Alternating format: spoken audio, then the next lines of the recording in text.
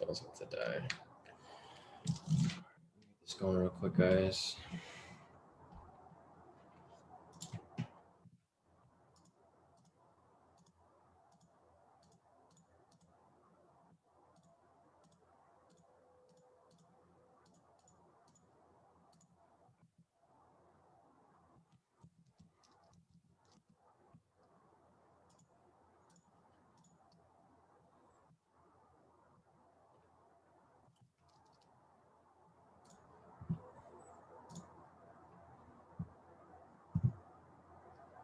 All right, looks like we are ready to get started, guys. So let me post this link up for everyone, and then we can get started.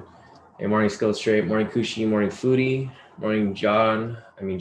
Morning, Nicole. Morning, everybody. So let me go ahead and send this link out real quick, and then once we get that going, we can get started. Let's see.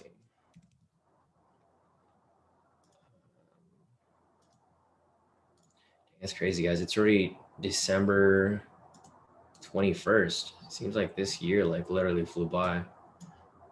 Not just this month, but this whole year. Let me go ahead and send this around real quick so everyone can join in. Send this to all the groups over here.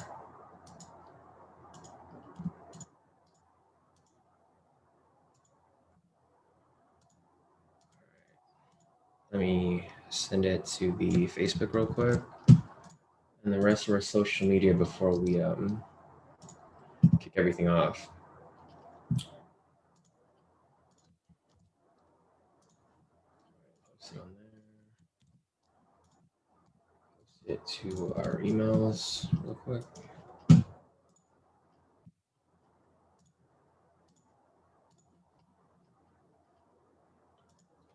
few more places, and then we can get started.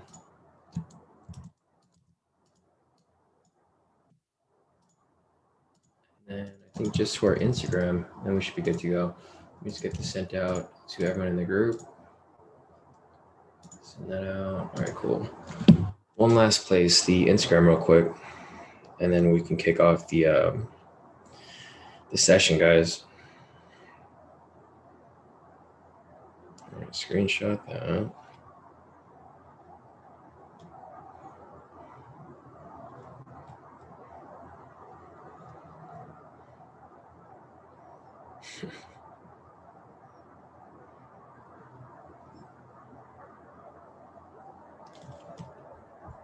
It's all stuff's moving over here. So hopefully, a lot of you guys got out of GN last night when it hit TP2 for I think 50 pips. I got out at TP2. But if you guys are still in it, it looks like it can come right back down. So you might not be in the the worst position ever, but it is getting close to a stop loss if you didn't move your stop loss and profit. Especially with a week like this, guys. It's a heavy holiday week with Christmas Eve coming up, I think Wednesday, and then Christmas coming on Thursday. So it's really dangerous to be holding trades and not moving your your stop loss and profit, especially with the UK going back into lockdown. That's obviously why the crash happened over here. Well, not really a crash, but a steep drop down, and then there's manipulation that's going to happen because everyone's going to try to sell. Obviously, they're going to spike price up, stop everyone out where they can, and then drop it to where it's supposed to go farther down. So that's why I think it's going to continue down. I don't think the pound is going to get any better from now until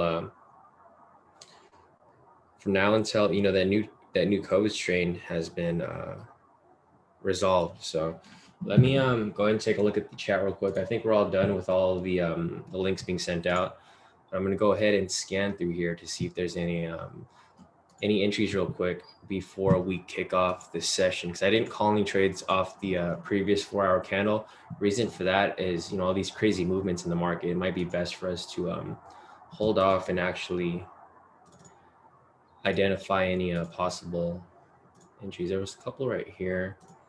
Let's delete that. Just gonna scan through these pairs really quick, guys.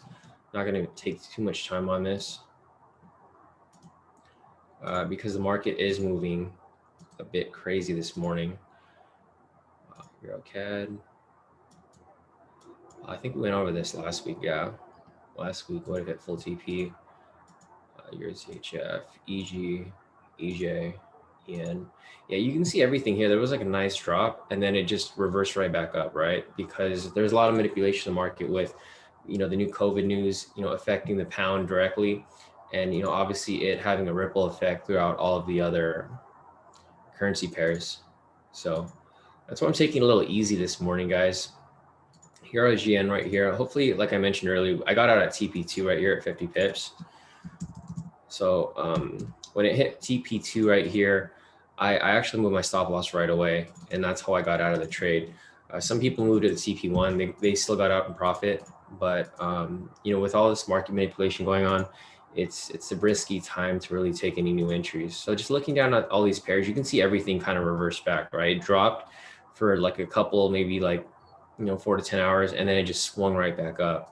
So this is why I didn't call any trades this morning. I didn't call any trades last night either, aside from GN, which we made some pretty nice profit off already. So yeah, everything right here is just having some very, very crazy movements.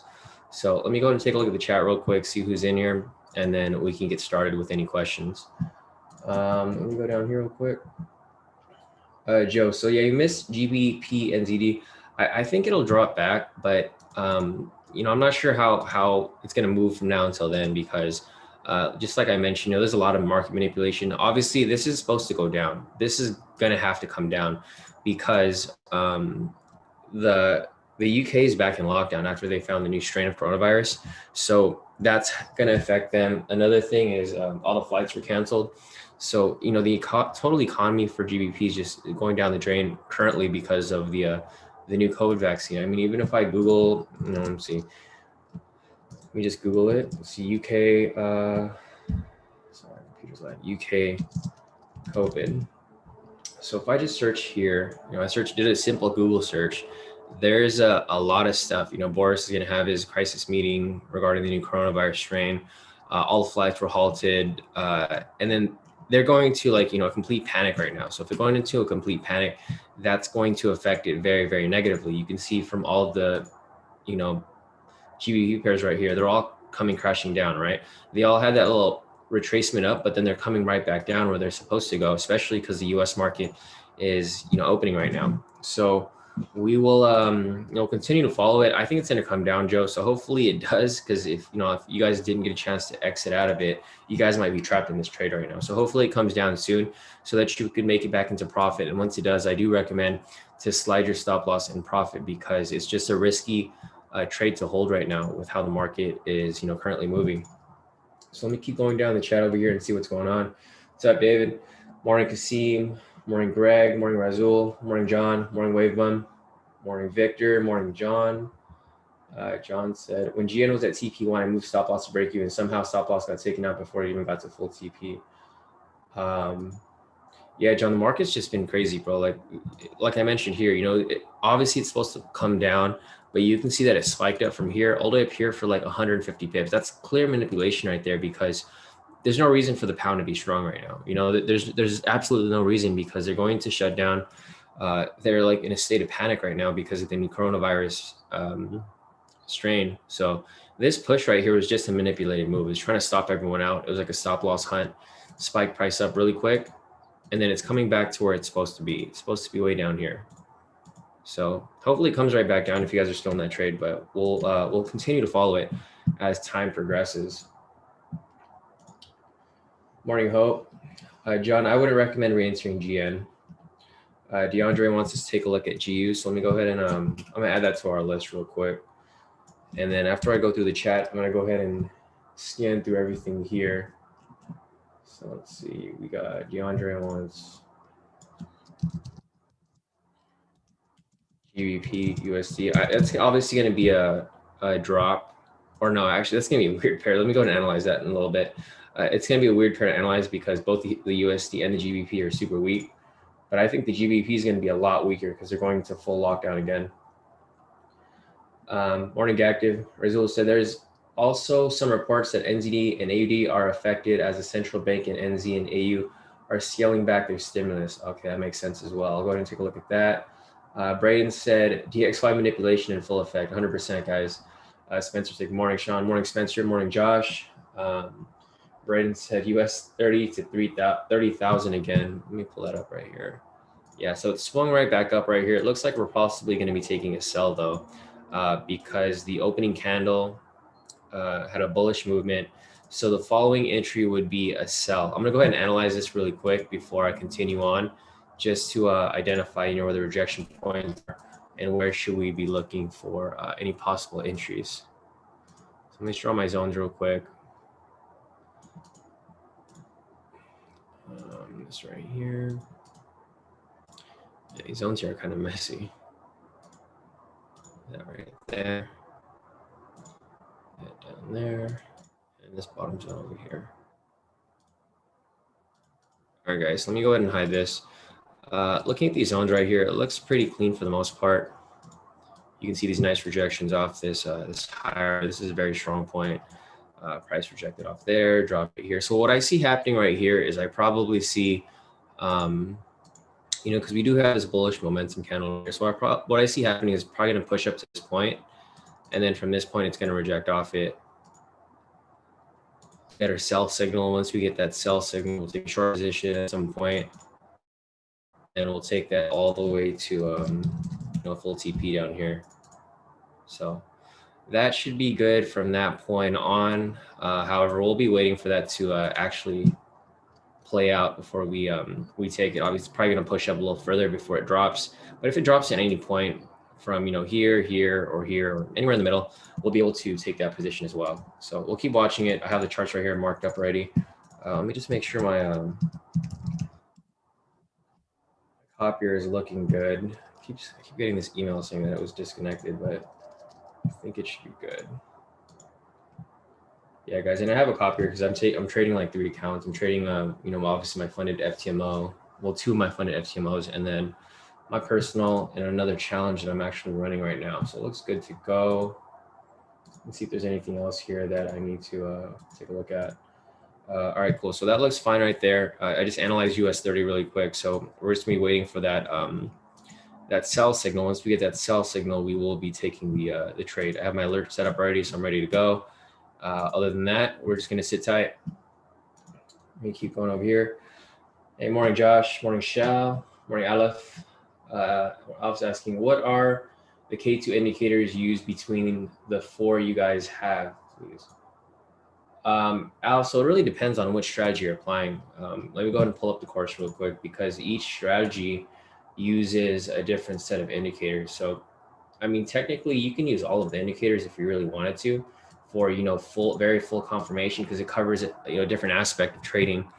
But it just really depends on what you would want to apply with regard to strategy. So obviously, if you're applying the intraday strategy, it requires 3 indicators. It's going to require the momentum indicator, the K2TS indicator that indicates the direction of momentum, the K2SR indicator to identify rejection points, and lastly, the K2 trend meter down below that will indicate the overall trend. So if you're applying that, it's going to be those 3 indicators. If you're applying the momentum strategy, it's going to be the same way. Scalping strategy, if you're applying the pivot strategy, it's going to require only the K2TS indicator, which is the momentum indicator, plus the K2 pivot. So it's only 2 indicators for that strategy. And for the we've already went over the pivot strategy. For the K2SR, it only requires the momentum indicator and the SR indicator. So, it really varies, Aleph. I don't know if you watched all the videos, but it just really depends on what you're applying, because if you're applying one strategy, it doesn't require all the indicators. If you're applying the other one, it requires different indicators. So if you want to apply them all together, you can, to give you that full confirmation. However, it's not required. It just really depends on what you're going to, be applying. So you be a little more specific with your question, Aleph, if you can, and I can answer your question better. But obviously there's different requirements for different strategies. Not every strategy is the same exact strategy, obviously. So yeah, if you have a strategy that you're looking at, Aleph, you can let me know. Otherwise, for me personally, I only apply 2 strategies. I apply the K2SR zone strategy for all the Forex trades that I call. This is the one strategy I use all year round, and the K2 daily US30 strategy for US30 in general. So for those, I only use a certain amount of indicators. I use, obviously the K2SR for the zones. I use the momentum indicator, and that's about it. I don't use anything else. I use them sometimes if I want extra confirmation, but it isn't necessary. So it really depends on what you are, you're looking at. So morning, Chelsea. Morning, Varun. Let's see. Varun's asking, can we enter GN right now with the same stop loss TP? So Varun, I don't recommend you re-enter that trade. Like I mentioned, I never recommend that anyone enters any trades late. So if it's already hit TP, that trade's technically done. Just wait for the next entry. But I never recommend to re-enter a trade. Once you're on profit, enjoy your profit. Don't get greedy and try to enter it, because if you hit TP2 for like 50 pips and then you try to enter late and then it hits stop loss, then you're gonna have a loss instead of a net positive profit. So I never recommend to be greedy. It's a long-term trading game. It's not something where you want to go and get greedy and try to lock in as many profits as possible. So I don't recommend re-entering right now. Let me keep going down here. Morning, Flynn. Morning, Matt. Randall's asking, morning, could you review USD Mxn if you feel like it? Caught a sell scalp this morning for decent profit. Wondering if you think I should keep tanking per news and technicals. Yeah, definitely. So let me take a look at that as well for Randall. USD Mxn. So I'll take a look at that after I look at GBP USD. I'll finish the course first, but I'm probably more into scalping. Yeah, so Alex, if you're gonna scalp, I recommend you use the K² pivot strategy right here. So this is probably the best strategy for scalping, in my opinion. Obviously right here, I have it under the scalping strategies. It's gonna be the first one as well. So if you wanna take a look at that, that is available to you. Otherwise, let me keep going down the questions real quick before we kick off the analysis. So Victor is mentioning, my trend meter is gone. I clicked something and it disappeared. How do I bring it back? When I try to add it again via the invite only scripts, it says that I'm not allowed indicator. Oh, Victor, so it looks like you might have stacked indicators on top of another indicator. So what I would recommend you do is just take everything off your chart. So just click this drop down box right here and just close everything. Close everything down here as well. Just make sure everything is taken off, or you can also just right click and then you can remove indicators. Just remove everything and then just do everything from scratch. Because I think what you might have happened to do was you added the trend meter on top of the trend meter. So it's not letting you re-add it because you have too many indicators on your chart. Just go ahead and take everything off. Go back to indicators right here, go to invite only scripts and just re-add everything back on. That'll usually fix it. I think that's probably what happened. You probably just added too many indicators on top of each other.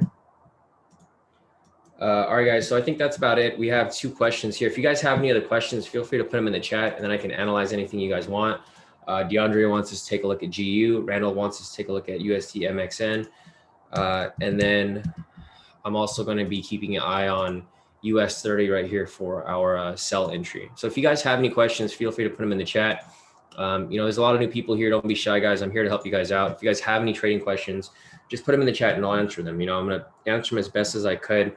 I'm sure you guys have a lot of questions, as we normally do have here. So yeah, go ahead and put in there if you guys do have any questions. Otherwise, I'm going to get started off with GU right now. So I'm going to pull up GU right here. Looking at GU currently, I'm going to zoom out from here. It looks like I have all the rejection points set up. Let me go ahead and see if there are any updates right here. There actually is. So it looks like we have a here. I'm gonna analyze it from scratch so you guys can see exactly how I analyze this. So I'm gonna look at GU right here, delete this, go from scratch, turn on my K2 SR indicator. So here's a naked chart. I turn on my K2 SR indicator right here. I have my zones on the charts. What I'm gonna do next is I'm going to draw my zones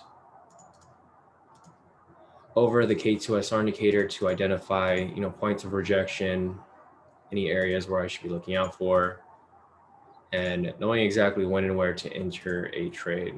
So I have that marked up right there. It's marked up right here. I'm going to connect this down here. And then connect these. And then lastly, this lower zone way down here. All right, so I'm going to do that, take that off. And then from this point, you can see that we have all of the rejection points, marked up on the chart. It looks like the last time this zone of area was tested was back in September of this year. So September 2020, we had a rejection area around this area. So that's when these zones were created. And then it looks like it hasn't been around this area since January. So last year, December, it's kind of crazy, guys, because if you look at December of 2019, it's in the same exact place where it is right now. That's pretty crazy, right? So I think it's going to drop from this point.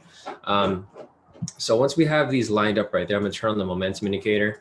Right here, obviously, we have a bearish momentum bias. So I'm only going to be taking sells from this point. And the reason for this continued drop right here was due to, obviously the UK news, sorry, with regard to the new coronavirus strain that was located. Due to that new coronavirus update, the UK has halted all flights. They've gone into full lockdown. I think it started today. And they're just in a state of panic right now. So in that situation, we'd anticipate this to continue down further. However, it looks like this drop started last night. So yesterday the market opened on the 20th. It dropped nearly, let's see, from this point, it dropped about nearly 400 pips. So maybe 350 pips right here, a huge drop. We have this little retracement up here. Obviously they're trying to manipulate price because everyone's trying to hop in for a sell, and the banks are going to let people win that easily. They're going to let people have their first win right here, and they're going to spike people up, like spike price up to stop everyone out. This was like a small stop loss hunt around this area. But I do anticipate it to drop even further. However, I probably wouldn't enter it until it closes below this point right here. Let's see how much space is between these two zones right here. So there's about 40 pip gap from this point. If price comes back down and closes below this structure right here, then I would take a short position right here. And then once it drops, it's probably going to drop even further to test this structure, down here. And then if it breaks below here and closes below the zone right here, we can probably have a nice free fall for another sell position right down here. So I personally think it's going to continue dropping, with regard to all of the news happening around the world. I know the US dollar is also weak, but the GBP is in a weaker state because of their new lockdown. So I think GU is going to continue down further. Like I mentioned, if it drops down to this point right here, then it's a free fall. It's going to drop pretty nice from this point, probably, far enough to maybe this point where the next structure would be down here. So that'd be a nice sell position if we were to catch that down here for a gain of like 200 pips, right? So that's what I see happening with GU right here. However, I wouldn't just enter this trade because, like I mentioned, there's a lot of manipulation going on, guys. Obviously, everyone's going to try to just sell, right? Because everyone thinks the GBP is going to come crashing down. So everyone's just going to put sell orders in. They're not just going to let you make easy money and let it come down, right? They're going to fuck around with you guys, and they're probably going to bring it down, maybe push it around a bit from here, let it range, maybe even spike it up to stop people out right here before dropping it all the way down. So the thing is, I wouldn't just enter this trade just because. I would wait for it to actually confirm farther down here or even down to this point over here before entering, because you don't want to get caught in any whipsaw action where you enter a trade and then you end up getting stopped out, right? Because the thing is, you can enter at this point right here if you really wanted to. Enter at this point. Your TP is going to be somewhere around there. Your stop loss is going to be really tight, right? Somewhere around here. What's probably going to happen is they'll probably bring it down, lure you in for a sell. As soon as you least expect it, they're going to spike it right back up, stop you out, and then from there it's going to drop all the way down, right? It happens all the time, guys. Don't be dumb and be smart about your trades, because you have to analyze this like it's a game of chess. You have to go and analyze what the next step's going to be. You can't just hop into a sell because you're feeling this like rush of excitement because you think all the GBPs are going to come crashing down, which they're supposed to, but doesn't necessarily mean they're going to come crashing down right away. Like right here, if you FOMO'd into this trade right here, you probably would have gone screwed at this point right here. If you entered this when you saw this dropping around London Open, say you entered like a sell right here, right? You entered a short position at some point over here because you FOMO'd in. You saw how it was dropping right here, and then what happened was it spiked right back up. Because obviously if you're entering a trade right here, your stop loss would probably be above this structure, right? Like right above it. And that's 100 pips right there. So what happened here is where they spiked it up, stopped people out, and then now it's probably going to come right back down. But don't fall for their tricks, guys. Obviously, it's not going to be that easy. So I personally wouldn't enter it until it closes below this point, or even better if it closes below this point over here. So just keep that in mind. I don't recommend entering this for a sell just about now. Because it might push up even further, and you don't want to keep digging a deeper hole for your account if you're already in the hole from last night. So let me go ahead And see what else we got over here. So yeah, DeAndre said G is dropping. Yeah, it's dropping just like all the GBP pairs, but you can see this wick down here. It's not a nice drop. It's probably going to pull up a little further before it continues dropping. So that's why I don't recommend entering this trade, just yet. So let me see what else we have over here.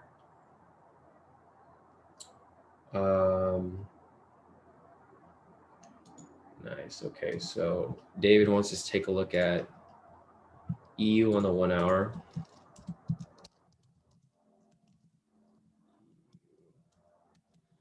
USD on the 1 hour. JB wants us to take a look at Euro GBP.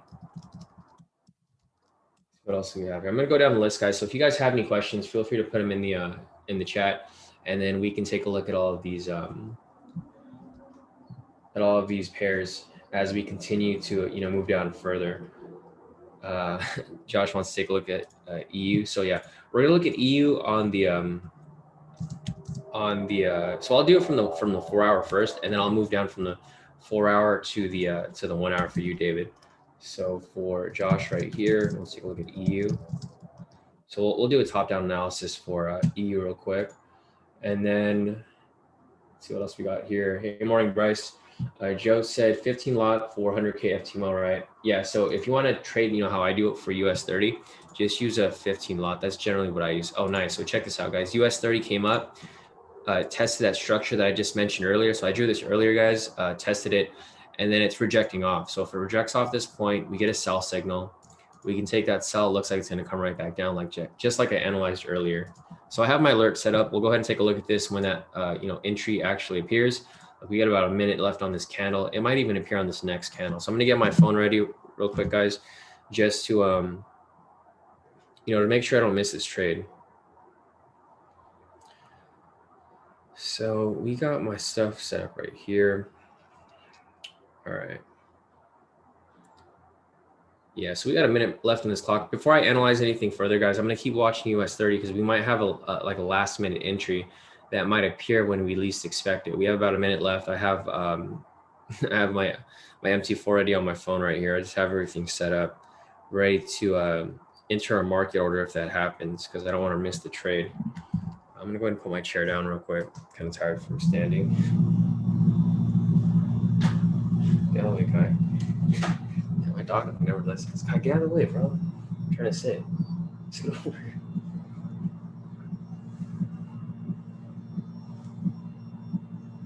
All right, bro, you can say hi to everybody. Sit you on behind my feet. So Kai, say what's up to everybody. Let's see. We got about 50 seconds left on this. This dude, I just woke him up. He's at my feet. We got a few seconds left on US 30, 40 seconds. We'll see if this actually closes. All right, buddy, go ahead. Go do whatever you want to do. 30 seconds left. Let's see if this actually closes. And if it does, I'm going to be entering a sell order. We got about 20 seconds left on the clock. We got a little under 20 seconds. Let me see how this ends up playing out. We might not get the signal yet, but just being careful. I'll be identifying it.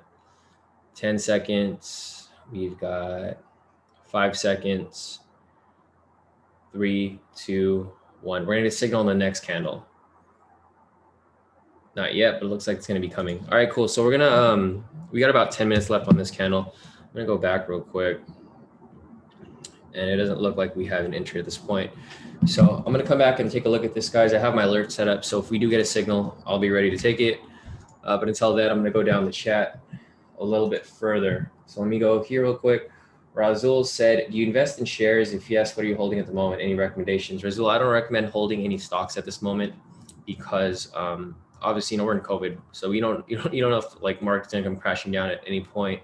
So I don't recommend holding any any specific stocks. If you want to follow stocks, just or if you want to follow any good stocks, just follow the Dow index or the Nasdaq index or even the S&P. You can see exactly what's good in there because they've already handpicked what's good and what's not. So if you look at the Dow, you see Dow 30 index. on CNBC, they have like all of the indexes on here. So if you go ahead and look on the website, if you want to look at all the good stocks, obviously all the good stocks are going to be on, in the top indexes right here. So, there's like the Dow 30, all of these are pretty much, they're not going to go anywhere at any point. On top of that, there's, the NASDAQ, and then the S&P as well. So there's a ton of stocks for you to look at. If you really want to look at stocks, I personally wouldn't buy and hold right now because they're just too volatile. I would probably enter them at some point later, or if you find a really good discount, like say if you find one that's like at like bare cheap value, then you could buy that and hold it. But I personally wouldn't really hold anything right now unless they're like a high dividend stock because they're still going to keep paying you. But those are going to be hard to find, especially not one that's any cheap at all. These are all pretty pricey. So depending on how much you're looking to invest, if you're trying to invest 10 bucks, you're probably not going to get anything good here. So everything here is like, they're all blue chip stocks. They're going to be, over 50 bucks, over, a couple $100, even like the alphabet ones over here for Google are like over 1,000. So you can't get Google. You're not going to get Amazon. You're not going to get all the really big names. So it just really depends on how much you're looking to invest, Azul. But I personally wouldn't buy and hold right now. I know a lot of people are saying the opposite, but it's just a gamble, especially at this point. And if you're not familiar with stocks, then I don't think you should just like jump into anything without actually doing any research. So just go on CNBC. You can find all of the indexes right here, and you can see what's what's a good stock, because these are obviously like the top 30 stocks in the U.S. and then also the top 100 tech stocks for the NASDAQ right here.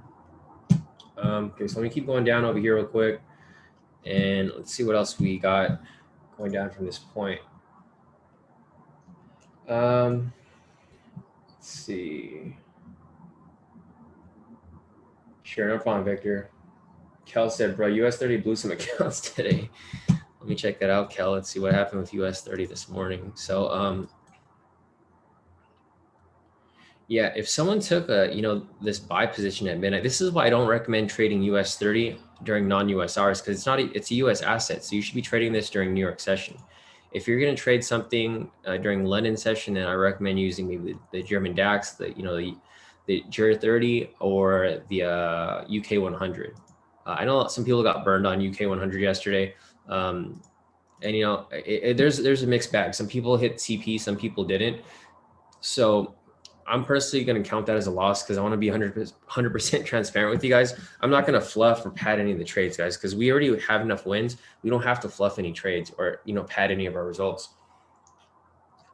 because we're going to be in profit regardless at the end of the week, month, or year. So I don't have to go and pad that UK 100 trade. I'm going to count that as a loss, just out of respect to you guys and to be transparent, because I don't want people to be complaining, when half the people hit TP, half people hit stop loss. So I'm just going to count that as a loss. That's fine.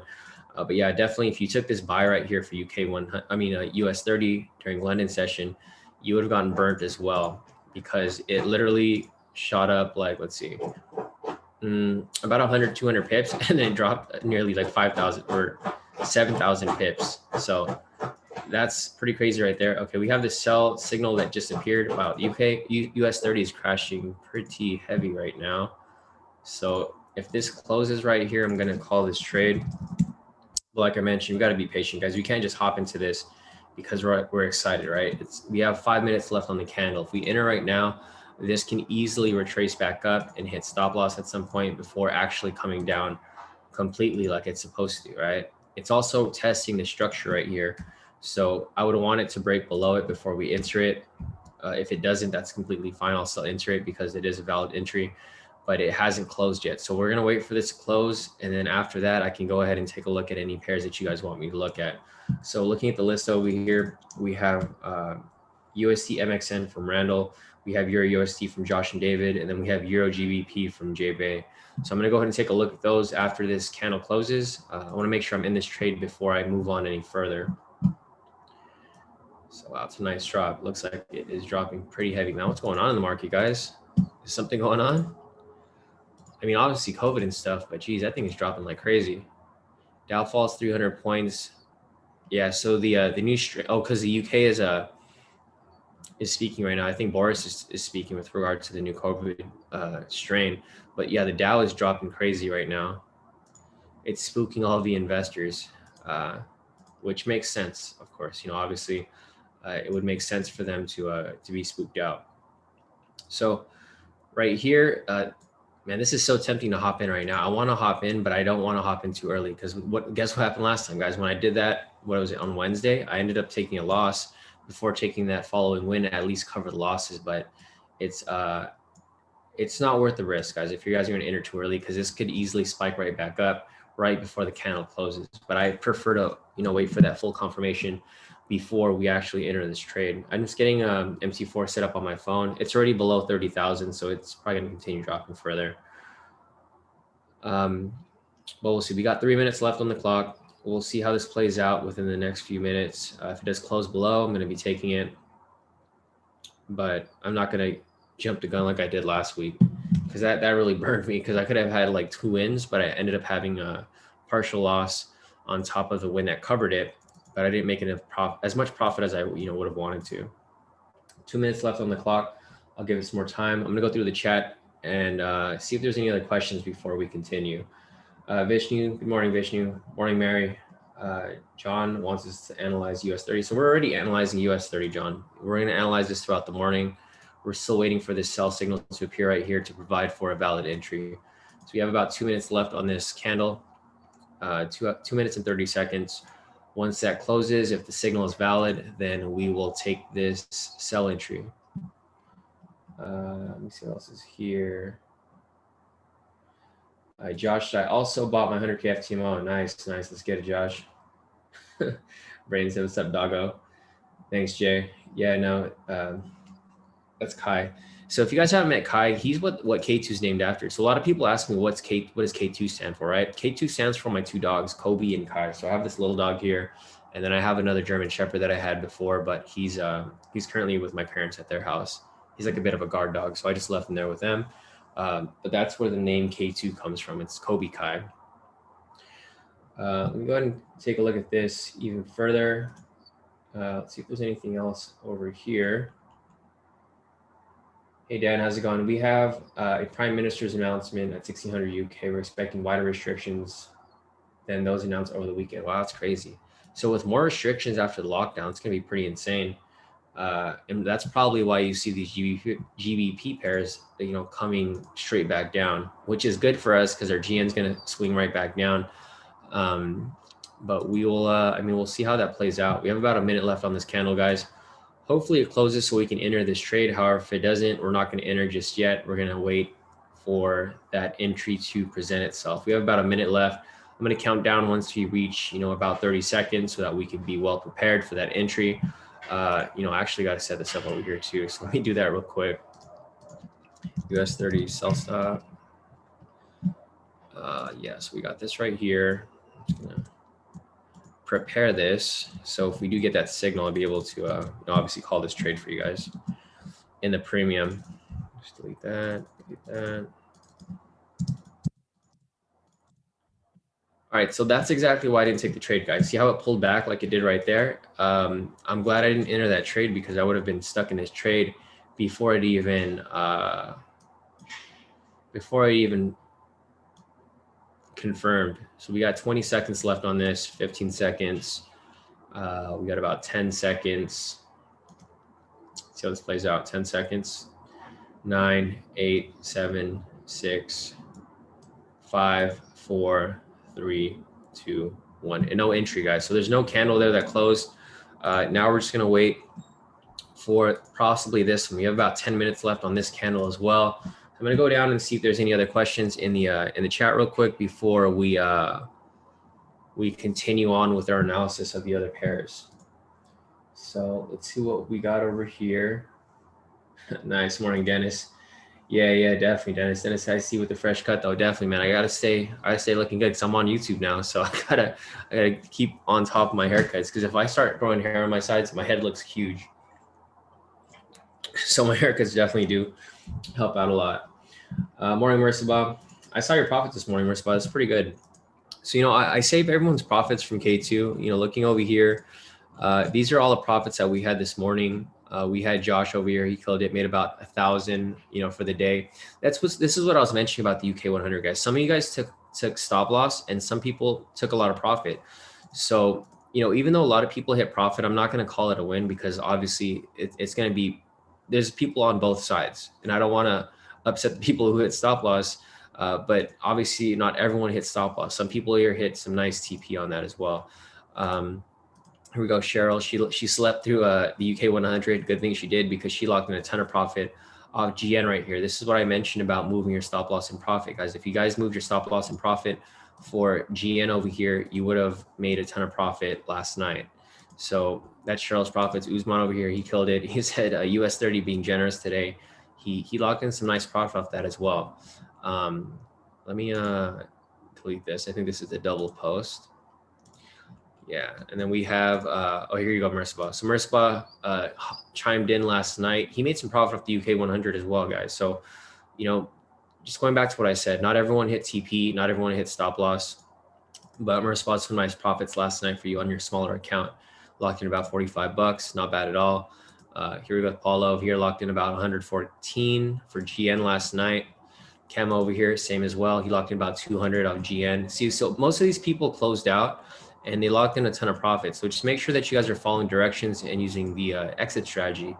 That way you won't be caught up in this trade right here where it ended up swinging like crazy. So looking at US 30 right now, good thing I did not take that trade. Like I mentioned, see this spike up right here. If you enter this trade down here, you would have been in negative maybe 1,000 pips already because it pulled right back up. But we're just going to keep waiting for this entry to present itself before we take that specific trade. So let's see if there's anything else here. Jay is asking, Shawn, why was my profit on UK 100 and US 30 always cents when others are cashing out some real money? I sent you a message, but I not heard from you. Jay, when did you send the message? Did you send the message on Telegram? Let me see if I see it from you on here. Yeah, so it looks like I got a couple messages this morning. If you're Bella, I think you might be Bella, right, Jay? So if you're Bella, I haven't gotten to your message yet. Sorry, I have like 9 messages that I haven't gotten to yet. I'll definitely take a look at your message a little later. I think that might be you. So if that's you, I'll take a look at your message and respond to you directly later. But I'm just going back to your question. So you asked, Shawn, why was my profit on UK 100 in cents? So the reason for that is you probably used too small of a lot size.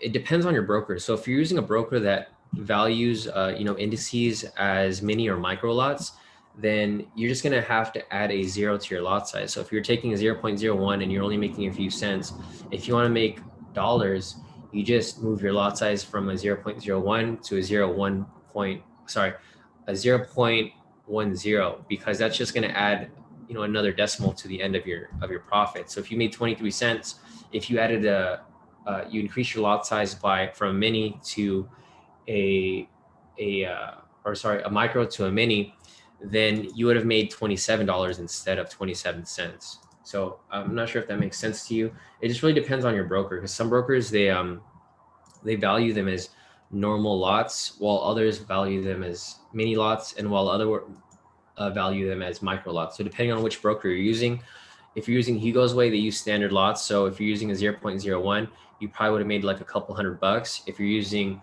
what's one that people use? If you're using one like IC Markets, they do it by like mini lots. So you'd have to add a 0 to that to increase your profit potential. So those are like the two differences. Some of them measure them as standard lots, some of them measure them as mini lots, and even some other ones measure them as micro lots. I think I'm trying to think of which broker does that, but there's a few brokers that do measure it like that, and that's probably why your profit was so low. So just increase your lot size, and that'll make the difference up. Let me see what else we got over here. See if there's anything else. Chelsea said, a US 30 is sinking. Yeah, it definitely is. But like I mentioned, I would have waited for it to confirm before I take that entry, because I don't want to get caught in any like retracement or opposite movement. So I'm going to wait for that to close. We have about 4 minutes left on this candle. Once we, reach that point, then we might be able to take a sell position right here. But until we get that signal that closes out, then I will take that trade. However, we have we have some time. We got about 4 minutes left. It's going to the 3-minute mark. From there, we will take a look at this trade. So let me keep going down over here and see what else is going on. Rohi's asking, please, can you take a look at GJ? All right, Rohi. So I'm going to take a look at GJ after as well. I'm making the list right now, guys. So after we enter the trade, I can go ahead and take a look at those different pairs. So Rohi wants us to take a look at GBP, I'll take a look at that. We have a couple other pairs on the list. So your number, let's see, 1, 2, 3, 4, 5. Your number 5 on the list, Rohi. We have Randall with USD Mxn. We have Josh and Dave with Euro USD. We have JB with Euro GBP, and then we have you for GJ after that as well. Let's see if there's anything else here. Razul's asking, what time frame do you use, Shawn? So, thanks. So David answered your question. Yeah, for Forex, I use the 4-hour, and for US30, I use the 10-minute. Yeah, Jivon, we're gonna wait for this to close before we decide to enter this trade. Hey, Arash, how's it going? Arash said, I'm new here, and you have lots of content. Where can I start? David said from the beginning. Yeah, start from the beginning. Just look at all the videos. They're not that long, so you should be able to cover pretty much everything within less than a few days. Razul said all barbers are closed in London because of the lockdown. Dang, Razul, you guys. Hopefully, you guys got a haircut before Christmas, because you guys are gonna go with some long hair. That's the reason why I got my haircut recently too, because I figured that if we go into lockdown as well, I'm gonna need a haircut before Christmas and New Year's. So thankfully, I got it before anything like that happened here. Hopefully, we don't go into any crazy lockdowns. So we'll see how that ends up playing out eventually. Let me keep going down the questions over here. Varun said, okay, perfect. Thanks for answering that, Varun. So Jay, if you have any, I think Varun kind of explained it here. He said you'll get one pip per $1 USD for a 0.01 lot size. So it just depends on what broker you're using to figure out that valuation. But it seems like you're using a broker that values it as mini lots, which is why you're only getting cents. So just increase your lot size from a 0.01 to a 0.10, and that should fix the issue. Amar's asking, what do you use for news? So Amar, I generally use Forex Factory for Forex news. You can go to the calendar. It'll show you all the news here. Obviously, there's not much news because it's a heavy holiday week, so there's not much going on. You can also click on this news tab. It'll have all of the recent news that's happening at real time. And then for stock news, I go to CNBC. So CNBC right here, I go and I follow all of the news on this point as well. So those are the 3 main places I look at for news. And you can look there as well. So looking back at US30, we have less than a minute left on the clock, about 50 seconds, guys. I have my phone ready to enter the sell position once this closes. And then we will be ready to take this trade if it closes with this sell signal.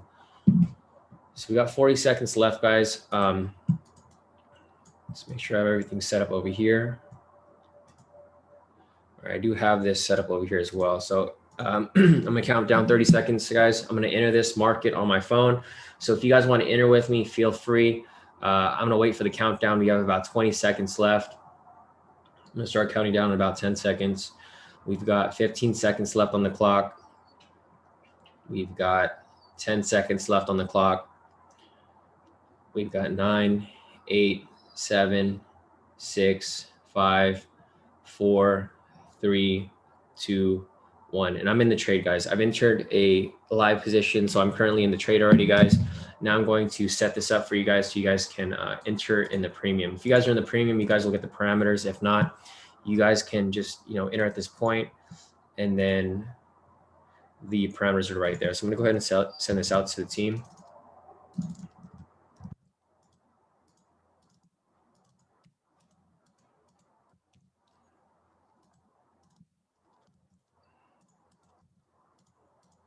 All right, guys, I'm currently in the trade, currently in profit.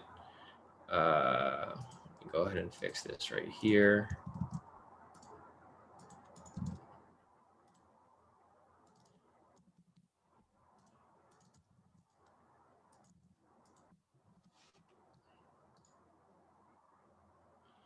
You guys might have missed the trade, guys. If you guys didn't enter the trade with me, then you might have missed it. So unfortunately, let me see if we could we're about to hit TP1 already, guys. So I mean, hopefully you guys got into this trade with me. It's already gonna hit TP right now. So let me just go ahead and update this real quick. 29. And this is why I recommend that you guys learn the strategy. You guys don't just depend on me to call these trades, because obviously if you guys are gonna miss the trade, you guys saw me take the trade live. I'll show you guys my profits in a little bit. But yeah, if you guys miss the trade, I mean, it's unfortunate, but if you guys want to take the trade real time, then you'd have to get the indicators. So let me just copy these over here real quick. Make sure everything is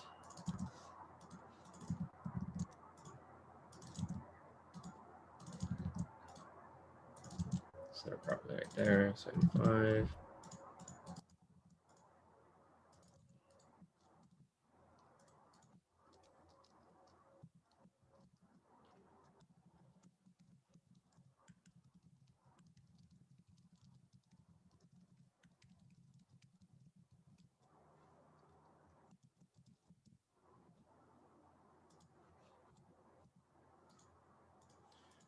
Okay, so hopefully you guys got into this trade.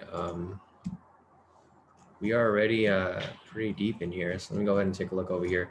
So we're already pretty deep in profit, guys. So I don't know if you guys are in this trade already, or if you guys are still thinking of getting into the trade. But if you guys haven't got into the trade yet, it's already in deep profit. It's about to hit TP1. So if you guys want to enter it, you guys can. But I'm already in the trade. TP1 750.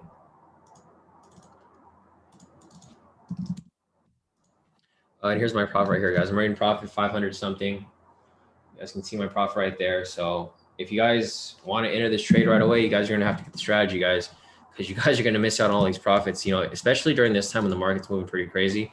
It's more important that you guys get into the trade than, get that perfect entry point. But yeah, I'm in profit about 500, 600 bucks. Looks good so far.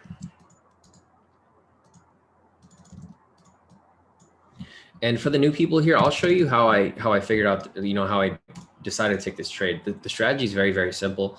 It's just, yeah, so it's pulling back to entry. So you guys should probably get back into this trade if you guys haven't gotten in already. Let me go ahead and,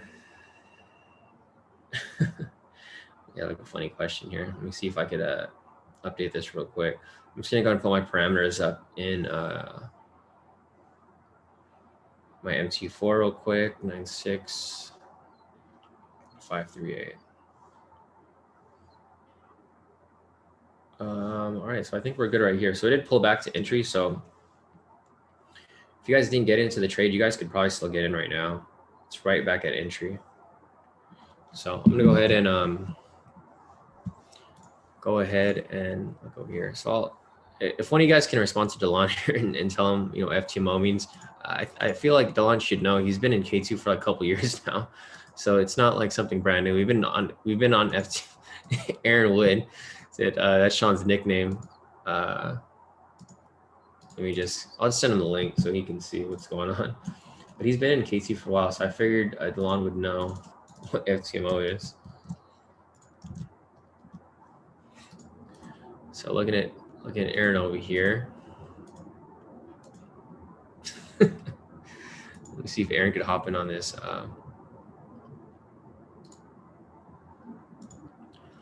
Never mind. I'm not gonna take Aaron on here. Let me see if he wants to hop on if he messaged me. If not, I'm just gonna keep going on with what. Of course, here's Aaron. He said send the link. All right, Aaron. Let me get you real quick. Let's see, panelist right here. All right, let me send Aaron this link real quick so he can hop on.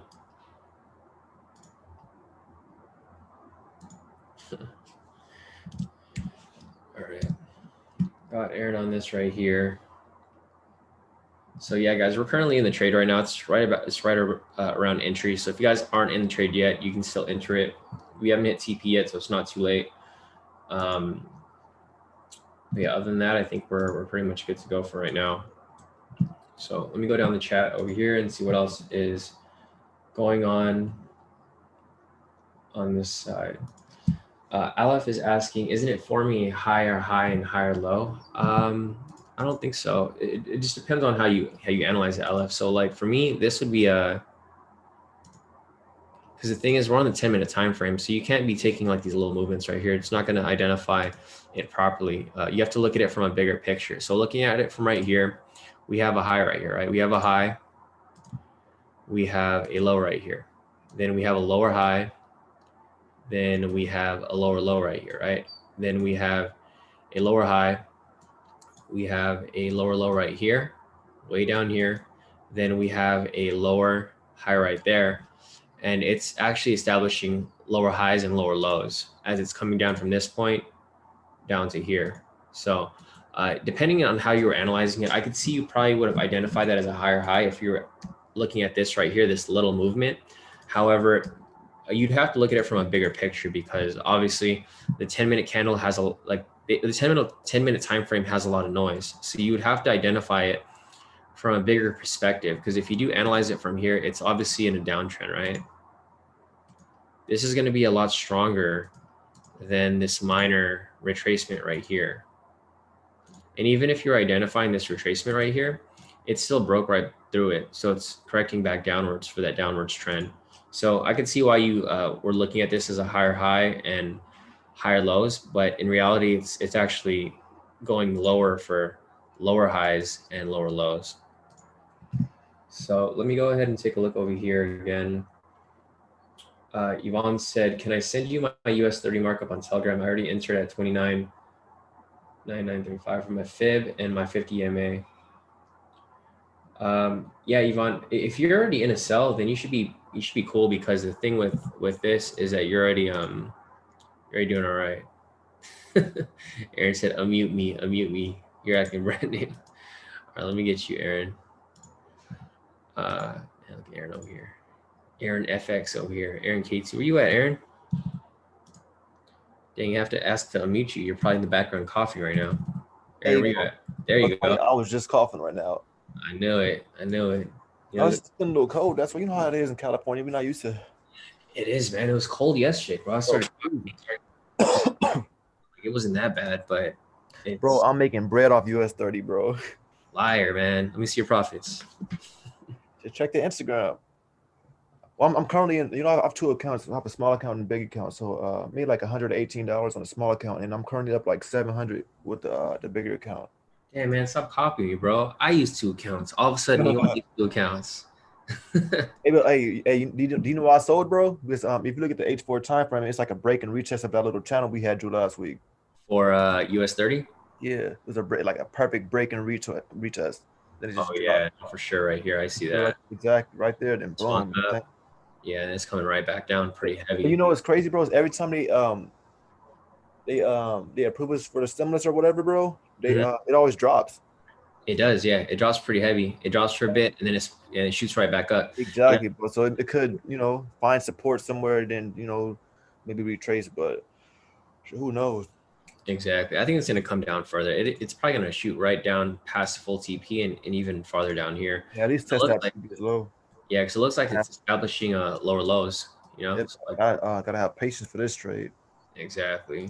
Bro, I haven't seen it volatile like this in a long time, bro. I know the market's moving crazy. It was moving crazy from this morning. So like from 2 o'clock till market open, this thing shot up like, bro, 6,000 pips, 6,400 pips. Crazy. That's crazy. I woke up like, what?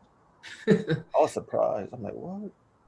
Yeah, I know it's been having some crazy moves, especially for right now because it's a holiday week, so you're not really expecting much to happen. But COVID, there's a lot of factors that just affect the market like pretty crazy. It's dropping again, bro. Yeah, definitely. Oh, there we go. Let's let that hit TP1 right there. Let me go and take a look at bro, the retracements are crazy. Like normally when it retraces is like, like 10, 15 points, but man, just retrace. It dropped down like 50 points, bro. Yeah, exactly. It's crazy. In 1 minute. It's moving too crazy. So I don't even want to bother looking at it because it's just going to get you stressed out. It's getting me stressed out. And people are going to ask me 100 questions. And I'm just going to be like, yo, just wait. Just wait and see how it plays out. Because I obviously think it's going to come down. It looks like it's going to drop pretty nice. Yeah, it's just consolidating right now.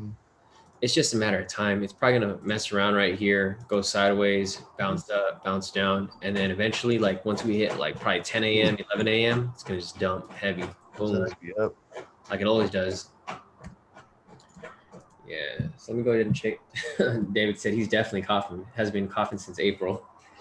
There you go, David starting already. So, Hey, bro, Dogecoin been the little crypto Dogecoin been doing this thing, bro, overnight. oh yeah, you're still in Bitcoin, right? I have my Bitcoin from yesterday as well. Bitcoin shot up like, oh man, it's starting to drop. Is it? Let's see. Oh, not really. My target's like 26,000, bro. That's what I think it's gonna go to. But it has to if it does retrace, it's gonna retrace at least to 19K before it creates a new high. But so we'll see. Yeah, we'll see. I'm thinking about. No, I'm probably just gonna hang on to it because, bro, my Bitcoin it went crazy because I uh only had like a few on there real quick. Let me see this real quick. Yeah, my Bitcoin was like 300, 400, and bro, it was like up like 1,200 over the weekend. I was like, what the heck? That's crazy. Let me check. Hopefully, it's still over 1K. Nice. So I'm still at 1,026, bro. My Bitcoin. Oh man, Bro, I went from like 300 to like well over 1,000. That's looking nice. little flex, little flex. You already know. You already know. But I don't know what I'm gonna do with this. I'm probably just gonna keep holding on to it because I Might as already well, figured. bro. Yeah, exactly. Because I put like 300, 400 in it. And I was like, if I lose all the money, that's cool. But if it goes up, that's even cooler. So I'm still in profit. That's all that matters. See, Shawn got the fresh haircut. Oh, man, look at me. Check me out. I was telling them because we were talking about the lockdown in UK. Razul over here, he's like, he can't get a haircut because the barber shops are closed. And it sucks because, we have Christmas coming up and then New Wait, Year. who said that? Uh, Razul, he's right here in the chat. He's one of the Hey, guys hey, from hey, tell him come down to the hood. We got him over here. I'm come for through real. to The door's open. Aaron's garage over here, Razul. Aaron will give you a cut real quick. I'm dead. Hey, he used to cut in the garage too, but yeah, man, come on down, bro. Yeah, he's gonna take a flight out here from the Hey, UK. come to Yep, Long Beach, bro. We'll take good care of you, bro. $30. $30, man. Oh man, did you see this at GN from last Oh night? my lord, what the hell? Yeah, it's crazy, bro. Like we hit TP2 right here, 50 pips. It spiked up super heavy, and then it came crashing down right after. Like, Bro, the hopefully, market is so weird right now because it's really like you might as well it's like really no point of like trying to place your stop loss and profit because it's going to hit it, you know. It's yeah, gonna yeah, hit the stop exactly. loss. You might as well just close at TP2, TP, or TP1 or whatever because it's gonna hit your stop loss and profit every time. It's just so volatile right now. Yeah, yeah. Market's going crazy. Like Well, GN that's over what here. happened to me all last week, bro. Every time I had my stop, I was up like $200 US 30. The next thing I look, bro, Stops stop at off 50. Yeah, no, exactly. It sucks. So like for me, I'm just going for the entries. I'm not even going for the big moves anymore. I'm just trying to hit. If it reaches TP1, I'm probably gonna take out at TP1. If it keeps going, then I'll probably hold on to it. But the market's just moving It's crazy. profit, bro. The small profits add up, bro. Exactly, especially right now when Bro, if you look at my Instagram, bro, on my small account, bro, I made like $300 on my small account, just scalping with US 30, like plus $15, plus $7, plus $8, bro. No losses, bro. Well, I had like one loss, minus $1. That was an accident.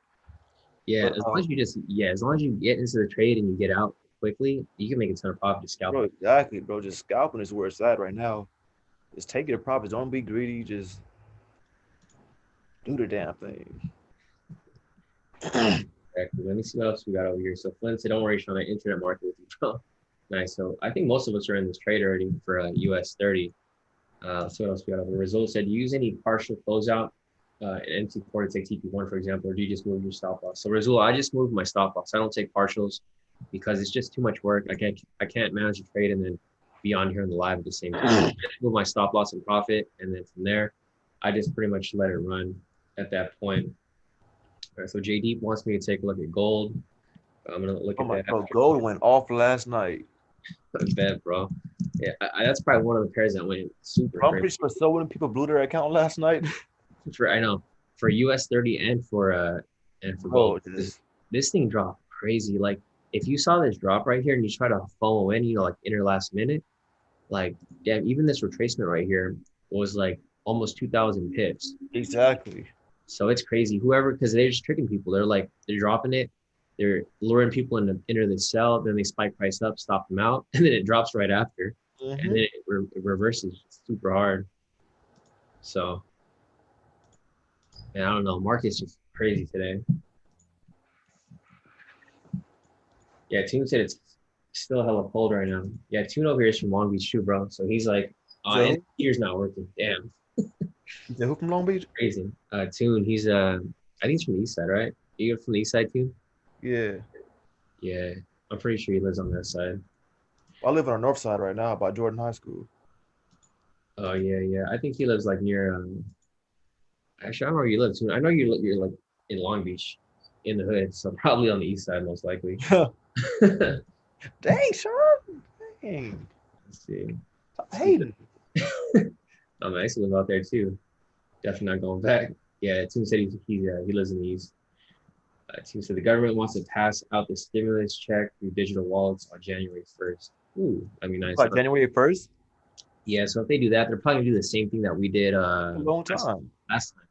They I saw that they marked it down. They wanted to give out like 900 at first, and then they knocked it down like 600 now. So I'm like, damn, it's like Wow. a bit of a change. Yeah, Team for sure lives in the hood. He said he lives right there next to Polly. That's for sure. See, Razul said, thanks. Gene Vaughn said hit stop loss. Hasn't hit stop loss, Gene Vaughn. We're still in profit right here. It's bouncing around entry. It's far from stop loss. So we have a lot of right now. Space right now. We should be good. Bro, this is it's a volatile market, bro. I'm scared to even get back in. I'm not gonna lie to you, bro. Yeah, exactly. That's why I'm just gonna try to hit it. If I hit TP1, then I'm probably gonna get out from here. I'm not gonna try to get out at that point. Bro, it's just like these little retracements is scary, bro. It hasn't moved like this since the beginning of the virus, bro. This is crazy. Exactly, right? And see, bro, what you're scalping right now is probably making bank, bro. I promise you, just like $20, $30, bro, like in 2 seconds. It's easy money. Exactly. If you catch like every retracement up, like if you even have the pivots right here, and you just catch the retracement as it swings up and you just enter sell every time it touches it, you can make a ton of profit off that too. I might even enter another position just because of that. It's rejecting off the pivot right here. So if it rejects off and say we get this bullish candle, rejects off it, and then it falls off with a strong bearish candle, we probably see that thing jump up there, and then it'll probably bounce right back up, test the pivot again, and then dump even further from there. That's probably what I see happening. I don't see a smooth move at all. I see it probably bouncing around before it goes through on here. Let me check real quick. Alicia, oh shit, my bad, guys. I think the stop loss might have been wrong on the signal over here. So let me see. No, stop loss looks fine to me. 29949, 29949. Actually, on the FTMO, bro. Go through again, bro. Yeah, on the FTMO, he probably got it mixed up with that one, I think. Yeah, I think you put in the wrong trade, Yvonne. So for FTMO, these are different compared to the normal entry over here. So I think you might have entered the wrong trade, Yvonne. So depending on if you have a normal entry, you're supposed to use this one right here. It looks fine to me. It's way far from stop loss. Stop loss is over here, but yeah, Yvonne, if you enter the FTMO and you don't have the FTMO, if you're not trading on FTMO, then that's probably why you hit your stop loss. Because even on or even if that was the case, let me see. 9283. Yeah, the price difference is huge for FTMO. Yeah. What the hell? And US 30. So Giovanni, if you check your trade, I don't know if you're trading FTMO, if you're trading normal, because the thing is, if you're trading normal, you have to use these parameters right here. It wouldn't have hit stop loss yet. The FTMO pricing is like way different. That's why we have two different parameters. We have one for normal, we have one for FTMO. So if you enter the wrong one, then you probably would hit stop loss, because obviously pricing is way different. It's off like, let me see. Normal price is 29799, and then FTMO is 29688. So it's off by like 100 pips, 100 points, I guess. So yeah, just make sure that you enter the right one, because these are totally different. So I'm gonna go ahead and delete that. It's currently still active right now, so it hasn't really hit anything. If you want to re-enter, you can probably re-enter if you want, because it's still really far from the stop loss right now. Just make sure you're using these parameters right here, because I'm not sure if you're using F2, but I'm pretty sure you're not. So you just make sure you're looking at the right one. But okay, so let me go back and get the Dave said don't trade gold, it'll eat you alive. Teen said I'll take that advice. So let me pull up gold real quick and see what happened there. I'm not going to analyze it just yet, guys, because I have a list of other pairs to look at. But shit, look at that, Aaron. Did you take that trade? Yeah, that's a huge spike down. No, I did not. It's like Bro, I 300. wonder what made every pair drop last night. Bro, it dropped like 500 pips. That's crazy. 512 pips. Was it because of the virus thing or what? Yeah, it was because well, they're still voting on the stimulus. I don't know if that even passed. Let me check. Because the stimulus was supposed to be voted on yesterday, but I don't think they even. Oh, nice. So Americans will get stimulus checks as soon as next week. So I guess. I mean, oh yeah, that's a good thing. Yeah, right here, Treasury Mnuchin said that they expect the vote to pass very soon. 900 billion, bro. They're gonna print 900 billion dollars. That's gonna make the U.S. dollar just go to shit. It's That's already it? going to shit. I know that's it, right? 900 billion. It should be in the trillions. But yeah, like looking at the bill right here, damn, they have up to 2.2 trillion that was approved in March. So it's going to be a lot less than it was, when COVID first started. But man, this is crazy, bro. 600 bucks in direct payment. How are you gonna live off 600 bucks? That's crazy, bro. Crazy. You have to think of it like this, bro. Not everybody's getting unemployment, and they're just thinking everybody's getting unemployment, bro. Like a lot of people got denied. Yeah, exactly. Yeah, I mean, a lot of people may be doing some fraud stuff, but they have to think about the people that actually need the unemployment. Not everybody's actually getting unemployment. They're making too much. Or they're making exactly. this at break even or whatever, bro. So it's not fair for them, the people that actually need it. Yeah, it's not fair at all. And it's only if you made, well, yeah, it's 600 flat, and then if you made more than 75K, you're gonna get less. So that's crazy for the people that were making that money and lost their jobs during COVID. That's all they're making. Yeah, so that's crazy, bro. I don't even know what to say to that. But whatever. I guess. I mean, at least we're talking about last year too, especially with the Uber and the Forex, bro.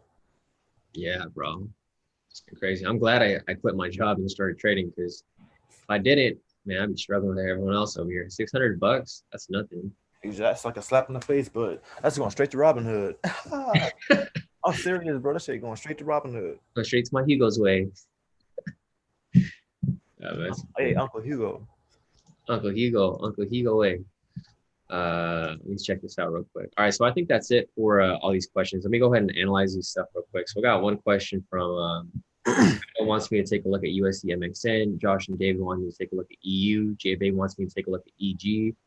Ira wants me to take a look at GJ, and JD wants me to take a look at gold. So if you guys have any other questions, feel free to put them in the chat. Otherwise, I'm just going to analyze these one by one, and then I'm going to continue looking at, obviously US 30 right here. I'm not going to take a look at it, but I'm going to keep going back and forth between the Forex pairs and US 30 to identify, what's going on from there. So we'll start off with USD Mxn real quick.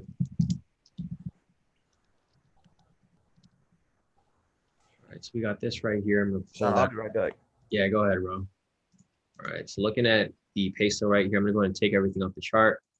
We'll do an initial analysis of this. Here's a naked chart right here. I'm going to turn on the K2SRs to draw my zones. Once we have that lined up, I'm going to draw my zones right here.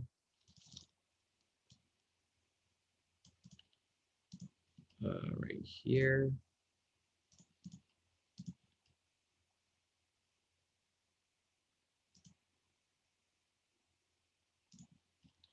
Right there. Right there and down there. So we got all these zones right here lined up. Once we have that lined up, I'll hide the indicator. And there we go. We got some nice zones drawn out from that point. I'm going to go ahead and turn on the momentum indicator right here. Looks like we had this buy signal that appeared yesterday on the 17th. It pushed up all the way to, obviously this point up here, rejected off this structure, and then it's coming back down. So in order for me to take this sell entry, I would need a sell signal to appear first, right? Kind of similar to what happened right here. We had a rejection of this structure followed by a sell signal. then what happened once it broke the structure is it tested this lower structure right here. So until we get a sell signal here, I wouldn't take the sell because this can still shoot right back up before either, coming back from this point or pushing up to here and coming back from this point as well. So, looking at the peso right now, it obviously looks like it's going to drop down. However, I would wait for a sell signal for that full confirmation before entering this trade because, obviously right here, this can retrace up still. There's no confirmation that the momentum fully swung down. Obviously, this was a huge manipulated move right here. You can see that this huge wick right here indicates a huge uncertainty in the market because price spiked up, then it spiked right back down for a drop of how many pips? For like nearly, I don't even know if this is 2,000 or 200 pips, but because I don't trade exotics anymore, guys. But looking at this wick right here, see the last time it happened right here. See where the wick happened up here? The last time it wicked like that and it followed with a sell signal, it dropped from right here way down here. So same situation right here, nice wick off this point. Once we get that sell signal, then we can probably anticipate it to drop even further like that, right? So that's why I would wait for that sell signal. I wouldn't necessarily enter right away. And you can see how many times it's happened. This happens a lot. When there's a huge wick, it's followed by a sell signal, and then it comes from this point way down here, right? So just keep that in mind with USD Mxn. I would personally just wait for that sell signal before you decide to enter this trade, Randall, because just looking at it right here, it can possibly still retrace back up. And in order for us to get that full confirmation, we would need that sell signal in order to confirm that momentum is slowing downwards. So I'd wait for that. I wouldn't enter just yet because last thing you want to do is enter a trade for a sell, and then it reverses on you, and then hit your stop loss before coming straight back down, right? So I'd hold off on that right now. But looking at the peso, it does look like it's starting to develop a really nice sell entry. So that's it for USD Mxn. I'm gonna move on to the next one. Go to EU real quick for Josh and David. So I'm gonna start off with the 4-hour analysis, and then from there, I'm going to take a top-down analysis to the one hour. So obviously right here, it's in a very, very strong uptrend, right? So this uptrend has started back on November 1st. So from November 1st up until now, it's been pushing up heavy, right? Reason for that is because US dollar is extremely weak, especially with the stimulus coming out. It's probably going to continue up further. So looking at this here, you can see obviously it's been pushing up since like March, I think, right? Yeah, so from March when COVID first, revealed itself to the masses, it's been shooting up from here because US dollar has been going to shit because we keep printing money for these stimulus, and when it happens, it ends up weakening the US dollar even more and more.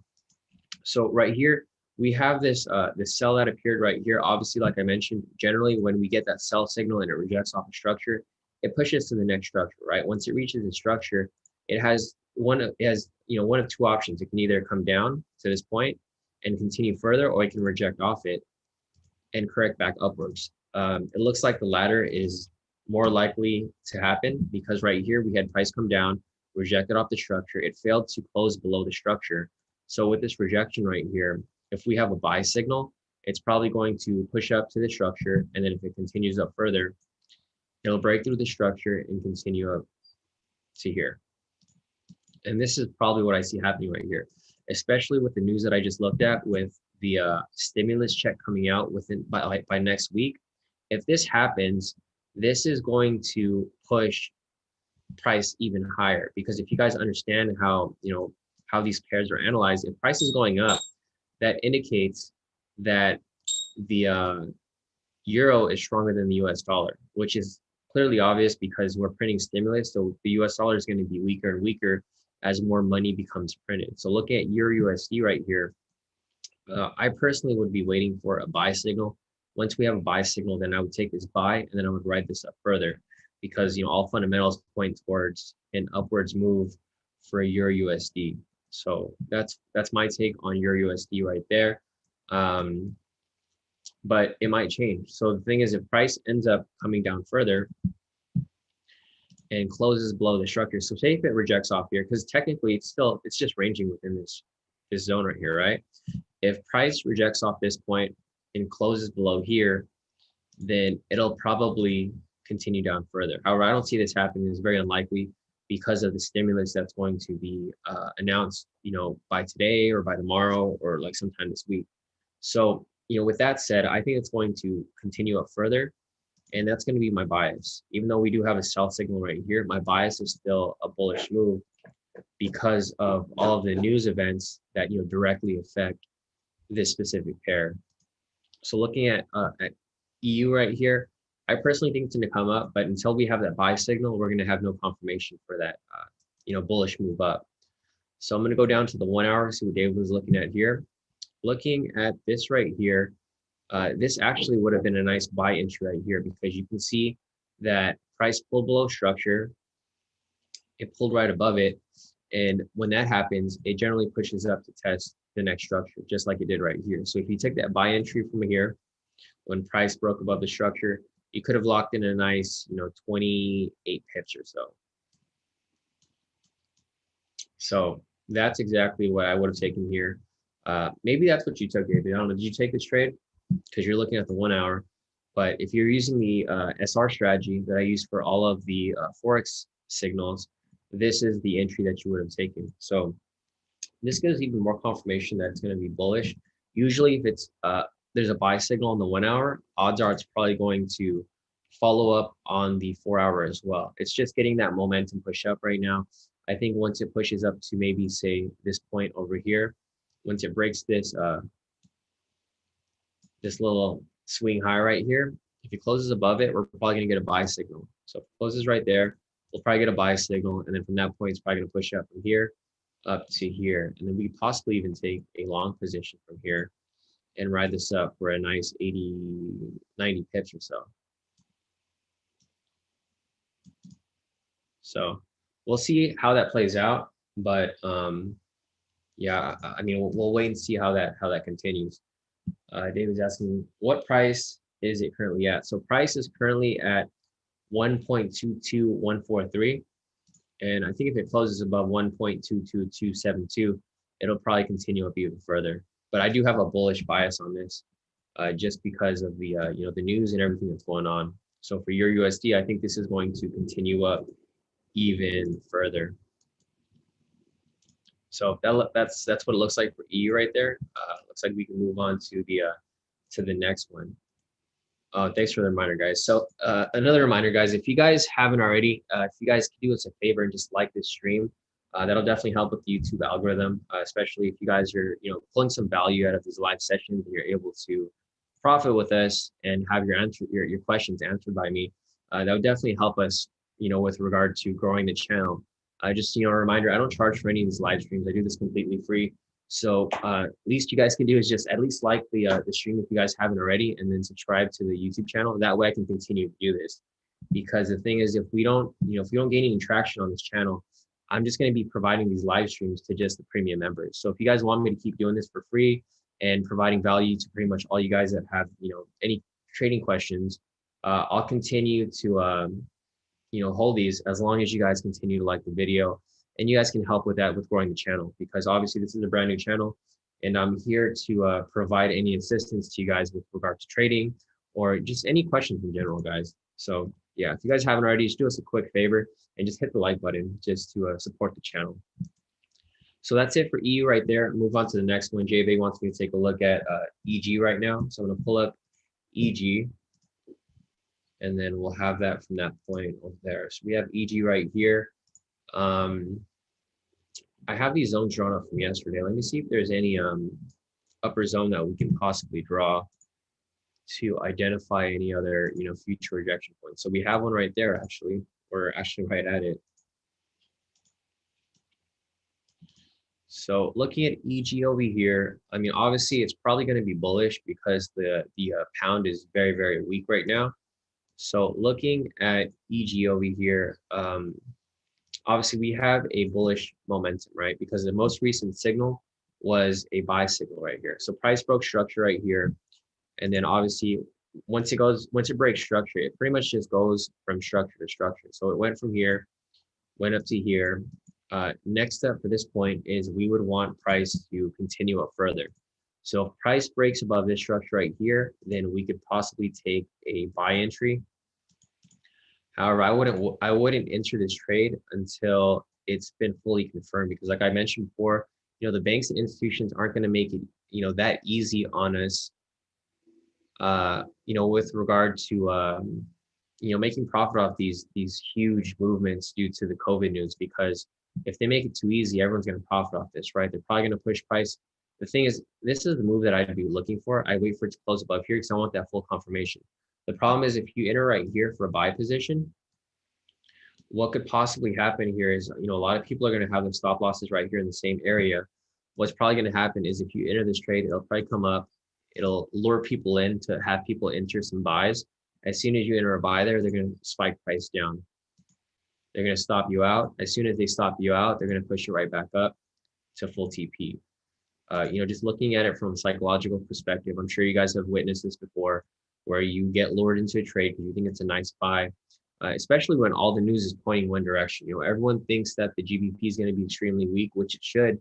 But the thing is, they're not going to make it that easy on you, where you can just go ahead and enter the trade and just, become a money printing machine just because you're going with the direction of momentum. I would wait for it to confirm and close above before entering that trade, because you don't want to end up in something like this.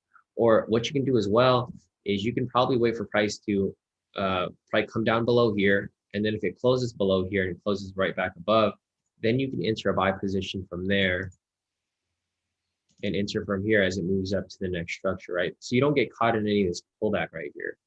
A clear example of that right here is, let's see. So this, I'm trying to find an example here where that played out, so that you guys can have, some sort of visualization as to how that would have worked. So I don't really see any examples here, but just looking at price here, you can see we had a buy signal here. Price went up above the structure, it closed below, and then as it crossed back above right here, you could have taken, a long position right there and then rode it up. So that's exactly what I anticipate happening right here.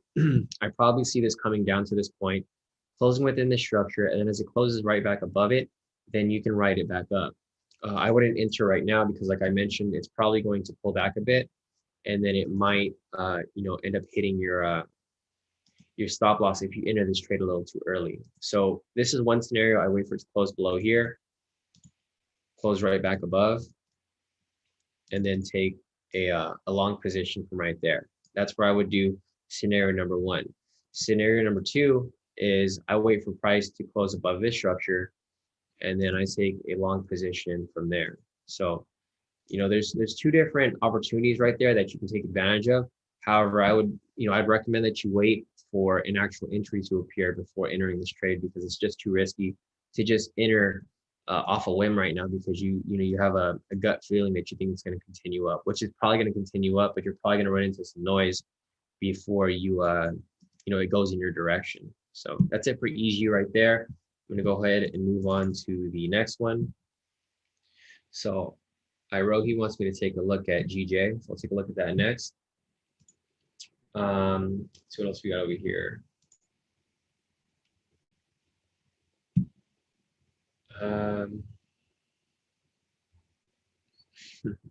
So everyone here is worried about US 30. I'm gonna just keep holding on to it, guys. There's no it's happened a lot of times where price got close to stop loss and then it ended up dropping from there.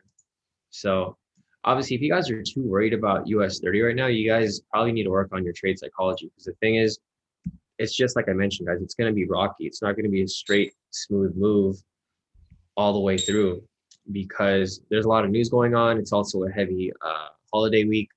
So you're going to run into some unusual movement. But, obviously, if you guys have been following all of the US 30 entries for the past, the past 2 weeks now, it's been like nonstop wins. So if you guys were looking at all the US 30 wins from over here, so let's go to US 30 full TP. So looking at this here, you can see on Friday, we hit full TP, right? Last Friday, we hit full TP. Before that, on, what was it, Tuesday? Tuesday, it hit full TP. So if you guys were taking all these trades for the past, month or so, we've been hitting full TP like literally every day. So that's why, you have to work on your trade psychology. You guys can't win every single trade, especially when the market is moving like this. If we hit stop loss here, it's completely fine because we've been hitting full TP for the past, I think, like 7 or 8 trades. So we're still heavily in the profit. But if you guys, haven't been taking the trades, then obviously you're probably not going to be in the positive right now. So you guys have to stay consistent and just keep taking all the trades because, stuff like this happens. So we'll see how this plays out. But other than that, we'll continue with our trades. So let me keep checking this over here. Live Through My Lens said, I think we go into late. Not really live because we've been winning for the past 8 days, right? So are those late entries too? Do we blame the late entries for all those wins? It's a strategy. We follow the strategy as it's supposed to be applied. So, if you have a better strategy, then maybe you can apply it and you can get an earlier entry. But I mean, if not, it just really depends on you. DeAndre said blown account. Like I mentioned, guys, you guys have to use proper risk. Thing is, let's see how many wins we had for the previous week. So we got results over here. DeAndre obviously wasn't taking all the trades, right? If you have a blown account, you are using proper risk because we only risk about 1% per trade.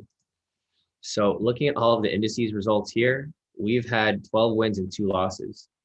So if you blew your account, it's impossible if you did things properly. If you are using a big lot size that's too big for your account, if you're trying to trade big lots and you're not a big trader, then you're gonna blow your account. But if you're following things properly, we have 12 wins and 2 losses for the entire month of December. So looks like we're gonna hit stop loss here. Unfortunately, stop loss hit, but that's fine because now we're just 12 wins and 3 losses for a net profit of 12,250. So if we subtract that from there, 12,250 minus 1,500, we're still in profit 10,000 pips for the whole month. So, well, that's your fault, Emmanuel. Emmanuel said I always risk 70% on each of your signals. Just lost 100%. That's your mistake for over leveraging. Yeah, stop loss hit on US 30. Let's see, stop loss hit.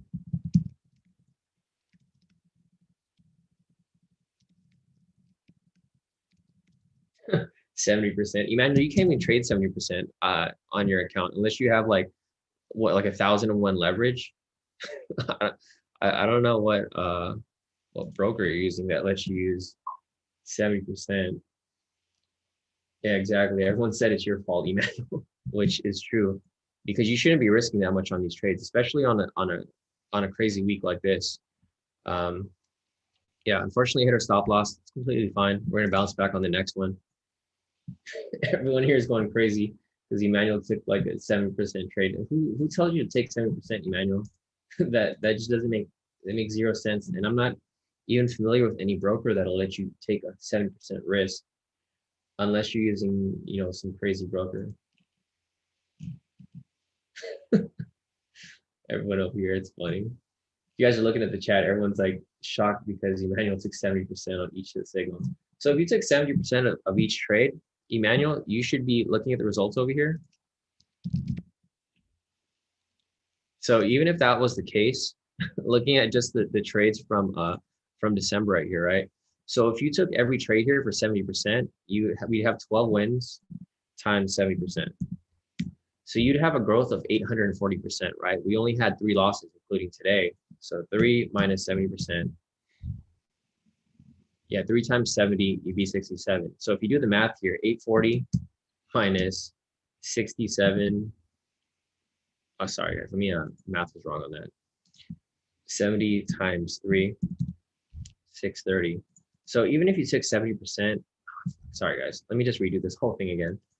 12 wins times 70%, you'd have 840% gain, right? So if you took that trade right there, 70% times or 3 losses, you only have a 210 loss, right? So if you do the math, 840% minus 210%, you'd still be in profit 630% off this trade, Emmanuel. So yeah, Emmanuel, you should still be heavily in profit if that's the case. But I think you're just talking, and I don't think you really took 70% off that trade. You literally make no sense taking 70%. There's no broker that will let you do that unless you're using like some crazy broker that doesn't, that's like a scam broker basically. Yeah, Velocity, thanks for clearing that up. So yeah, even if you were taking 70%, you'd still be in profit over 630% profit gain for your entire account if we're doing by percentages. So I don't know, that's crazy. 70%, but I've never seen that before on for any broker that's, you know, possibly available on here. Yeah, DeAndre said I was in profit for 2 minutes. Yeah, I know it was unfortunate because when we first entered the trade, it dropped pretty nice, right? It dropped, let's see how many pips here. It dropped about like 500 pips nearly. So I mean, I probably should just close it out in profit. Unfortunately, I did it, but it's all good. Anyways, it dropped from here and it shot up about 2,500 pips. So obviously this is a crazy move here for the morning. Let me continue on over here and see what is going on in the chat. Looks like everyone's going crazy over that 70%. John said, you have to take every single trade and accept that 20% of them will lose. Yeah, exactly, John. So our win rate is still pretty high. If you look at our win rate for December over here, we had a total of, so I'm going to include today's loss, right? So we had a total of 12 plus 3, 12 wins and 3 losses for a total of 15 trades, right? So we have 15 trades. We do 12 divided by 12, 15. We still have an 80% win rate right now for the month of December, which is pretty high for indices. So yeah, if you guys took every trade and you guys are following proper risk, you guys should have no problem with taking this loss right here. I took this loss, which is, you know, it sucks, but it's it could have been a whole lot worse if you guys were following, you know, proper risk management. So let me keep going down the list over here. David said you're gambling. I roasted 10%. Why? I said you're not gambling. Totally your fault. Sam Razul said Emmanuel went hard. Razul said Emmanuel went hard, then he went home. Dennis said the man has faith, not faith. He went home. I caught something else. Yeah, let's see. Wayne said I used proper risk management and it was just bad timing. My personal account is done. Wait, how did that happen, Wayne? I don't really see that, because you look at all the results for Forex, like not even just the indices. And you said you've been trading for a while, Wayne. So you should know proper risk, right? The thing is, for Forex, we have a total of 27 wins and 2 losses, and then for indices we have 12 wins and 2 losses. So I don't know how you could possibly have blown your account. I mean, the only way you could blow your account is if you weren't using proper risk, but you mentioned that you were using proper risk. So I'm confused as to how that could be even possible. Yeah, I mean, I don't know. I'm trying to figure out like what happened with your account, Wayne, because it's literally like if you do the math, you can literally do the math, and it's literally impossible for you to blow your account if you're using proper risk. So if you're trading Forex over here, and you had, let's see, so 27 wins times 3%, you'd have 81% gain for that, right? 2 losses times 3%, you'd have 60% loss. So if you did the math, you know, 81 minus 6, you'd still be net profit of 75% in growth for December. Same with indices, just like I mentioned earlier. You know, 12 wins times 3%, or we'll even do 10%, because generally for Forex, they I mean, for indices, it's usually like a 10% risk per trade, because it's the margin's worth a lot more. So if you do 12 times 10, you'd have a growth of 120% with our 3 losses from today. So 3 times 10, you'd have a net loss of 30%. So, you know, just doing basic math, 120% minus 30%, you'd have 90% growth. So I'm not sure how you got to that point, Wayne.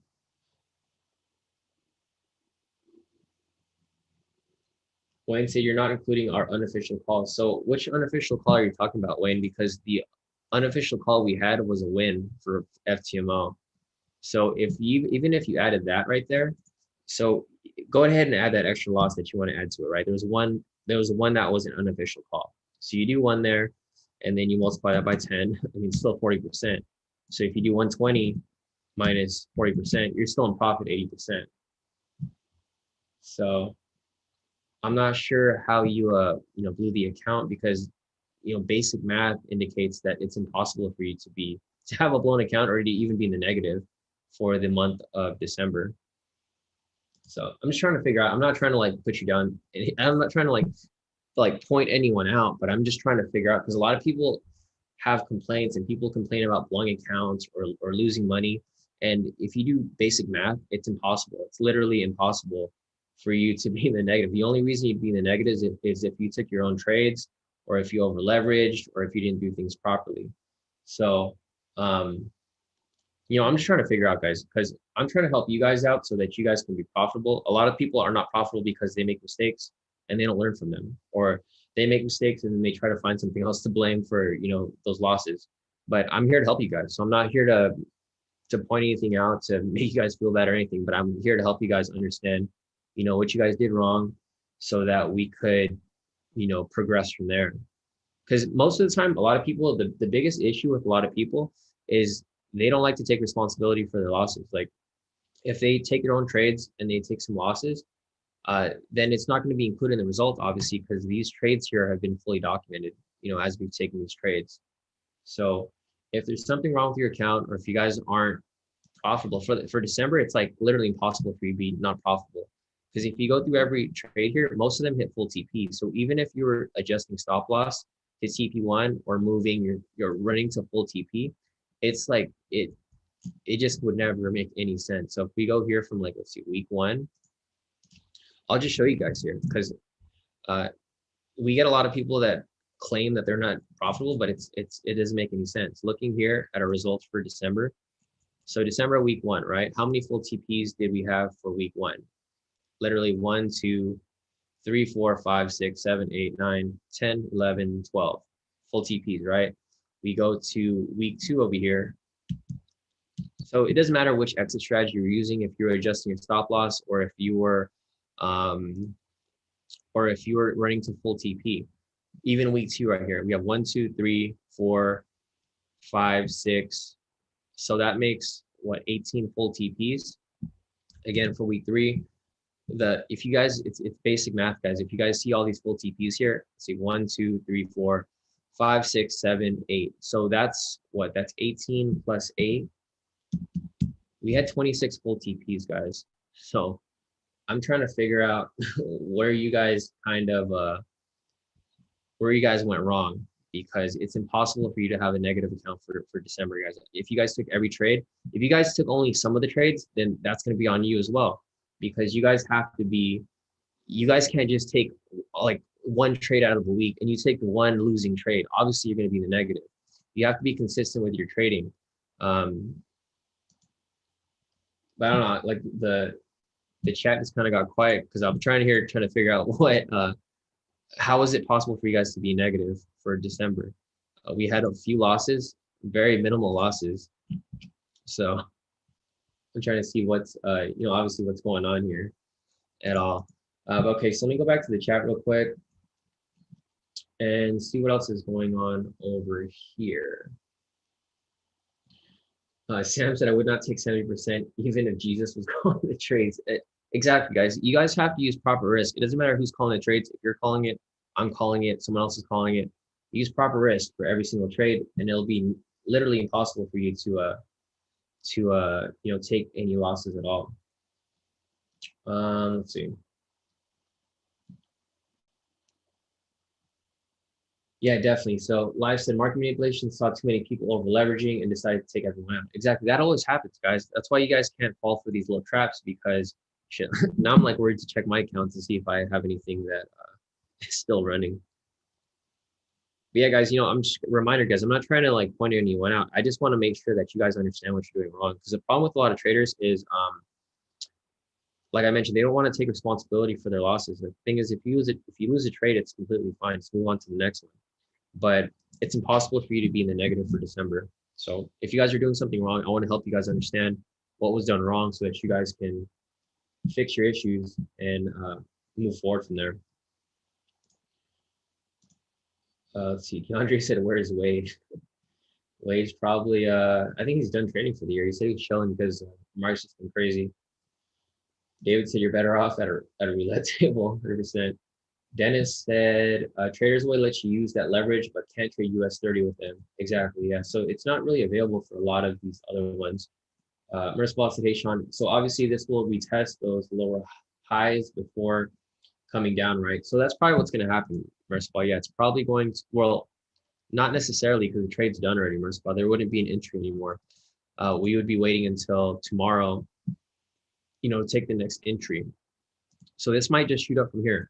Because like I mentioned, if you guys look at the how price moves from session to session, generally what happens is it bounces twice. So this is when the market closes right here. We had the initial drop right here on market open, and then now it's swinging back up. So US 30 usually moves in waves. So this might continue up, or if not, it might just go sideways from this point up until Asia session right here. So I wouldn't take US 30. I'm out of US 30 for the day. I'm only taking the one trade a day. I'm not taking too much risk. And that's pretty much how we're going to, pretty much be running this at that point.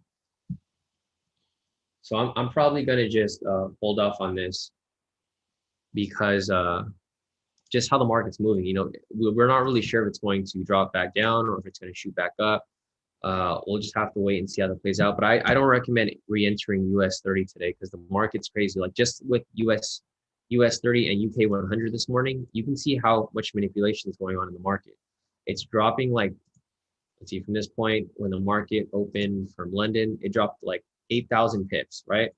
And then from this point, it shot right back up from here to here for about 6,000 pips. And then from 6,000 pips, it drops from this point to down here for about 3,000 pips. From this point, it shoots up from here to where price currently is for like nearly 2,600 pips. So that's why I wouldn't enter this trade, because you can get caught in a lot of these spikes. Like it might spike back down, stop you out, spike back up, stop you out as well.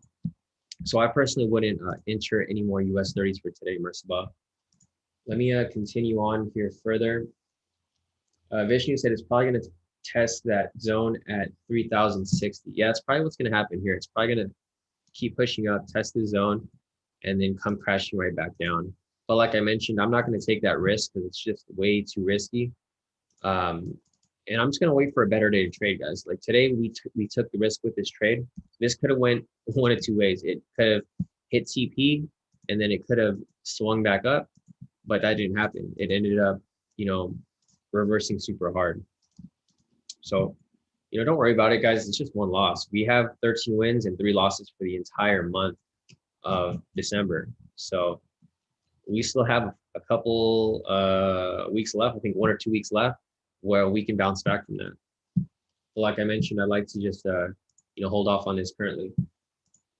Yeah, Cal said he's got to eat the L's, guys. So like the thing is, if you do the math, 12 wins, 13, and 3 losses, I would take that ratio any day because that's just how it plays out.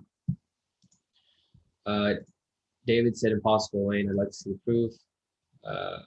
Wayne said I built my account up to 12,000, then we lost the first 2 US 30.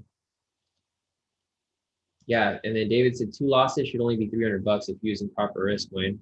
So, not sure how this is going here.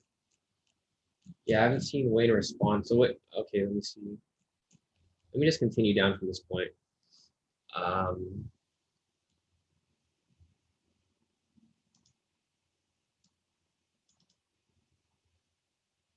Emmanuel said your math is not making much sense because you send at least 2 TPs for each signal.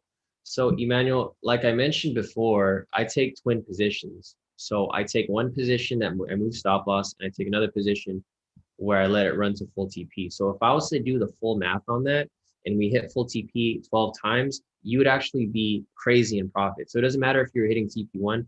So look, here, I'm going to even do the math for you here, Emmanuel, and I'm going to be super conservative because you just don't seem to understand how this math works, right? So if you're doing 12 wins, right, and you're only doing TP1, you would still have, let's see, 5% growth, right? Because 10% would be for a full TP. So if you're only going for like TP1, you'd still have 60% growth, right? And you have 3 losses times 10, which would be 30% loss. So if you do 60 minus 30, you're still 30% growth. And if you're doing your crazy math where you take a 70% risk, which doesn't make any sense, but if you want to do that anyways, so if we do 12 wins, okay, wait, real quick, I'm going to do your 70% divided by 2. So TP1 would still be 35% profit, right? So if you're doing your crazy 70% trade, 12 wins times 35, your growth would be 420% growth, right? And then if you're doing your crazy 7%, 70 times 3, you'd still have only a loss of 210%.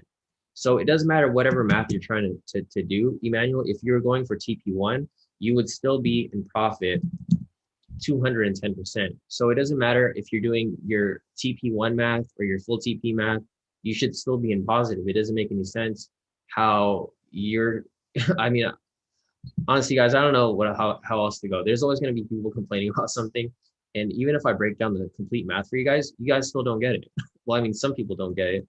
And I'm not trying to point you guys out, but you could keep finding ways to figure out how you can be right with having a negative account, but it's literally impossible. Literally 100%. If you took TP1, you'd still be in profit. If you took full TP, you'd be in profit.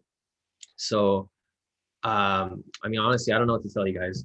I don't know how much I'll have to like explain this to you guys, but it shouldn't be that difficult. The numbers are clear here. If you're taking TP1, you'd still be in profit regardless. So let me go ahead and keep going through the chat here. I'm gonna stop explaining myself with this whole percentage thing because it doesn't matter. If I give you guys the clear numbers and I show you guys exactly how it's impossible, you guys will still be complaining about why it is possible when it really isn't. Let me keep going through here real quick. And I just find this really funny, guys, because like, Manuel said math doesn't make any sense. It makes complete sense because I've already done the math for TP1 and I did the math for full TP. Either way, you'd still be in profit, even with your crazy 7% trade that you're taking. Wayne said my account is not blowing, just back to 800. Okay, no, that's fine. So if your account is back to 800, then that happens if you just had some bad luck, Wayne. So let me keep going down even further. Yeah, Varun said this is my first year on FTMO. I only lost 150. That's exactly proper. That's how it's supposed to be. DeAndre said indicator entry is bad. Should enter at 3,000. So DeAndre, I'm gonna go back and I'll show you all the entries from December 1 up until now, and I'll show you that it works. Obviously, I don't know where your whole thought process came. Where I don't know. Everyone's like an expert on US 30 now, right? We have one loss out of like the whole month, and everyone's an expert on US 30. We didn't have these complaints when I was hitting full TP from like December 1st. So if we go from December 1st and we do the same thing, I don't know, guys. It's honestly, I just find this. I'm not even upset, guys. I just find this funny because everyone wants to say something when we have one loss, but when we have these back-to-back wins right here, nobody's complaining, right? It happens every single time. So we go over here to 6:30 on that day. There is a short position, full TP, right? So we got one win right there. Let me see if there's another trade that we took over here as well.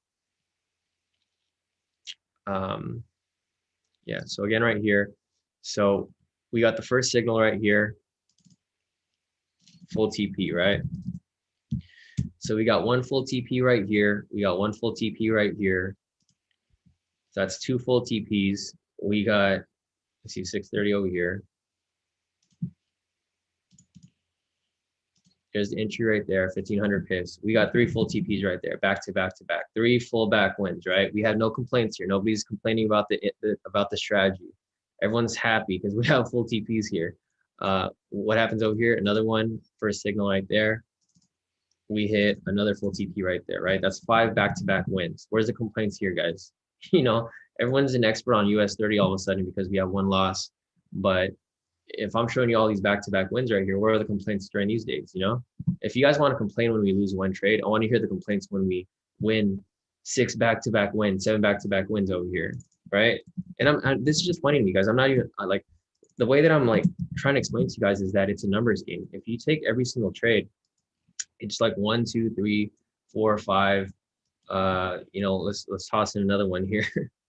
Another one over here for 1 more trade.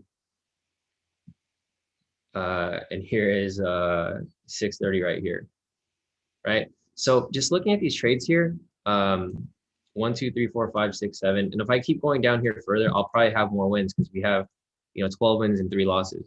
You know, if you guys are questioning the strategy now because you have 1 loss, then, you know, develop your own strategy. And if you could find something that has a better win rate, then continue to use that. You know, obviously our strategy here works and that's why we continue to use it.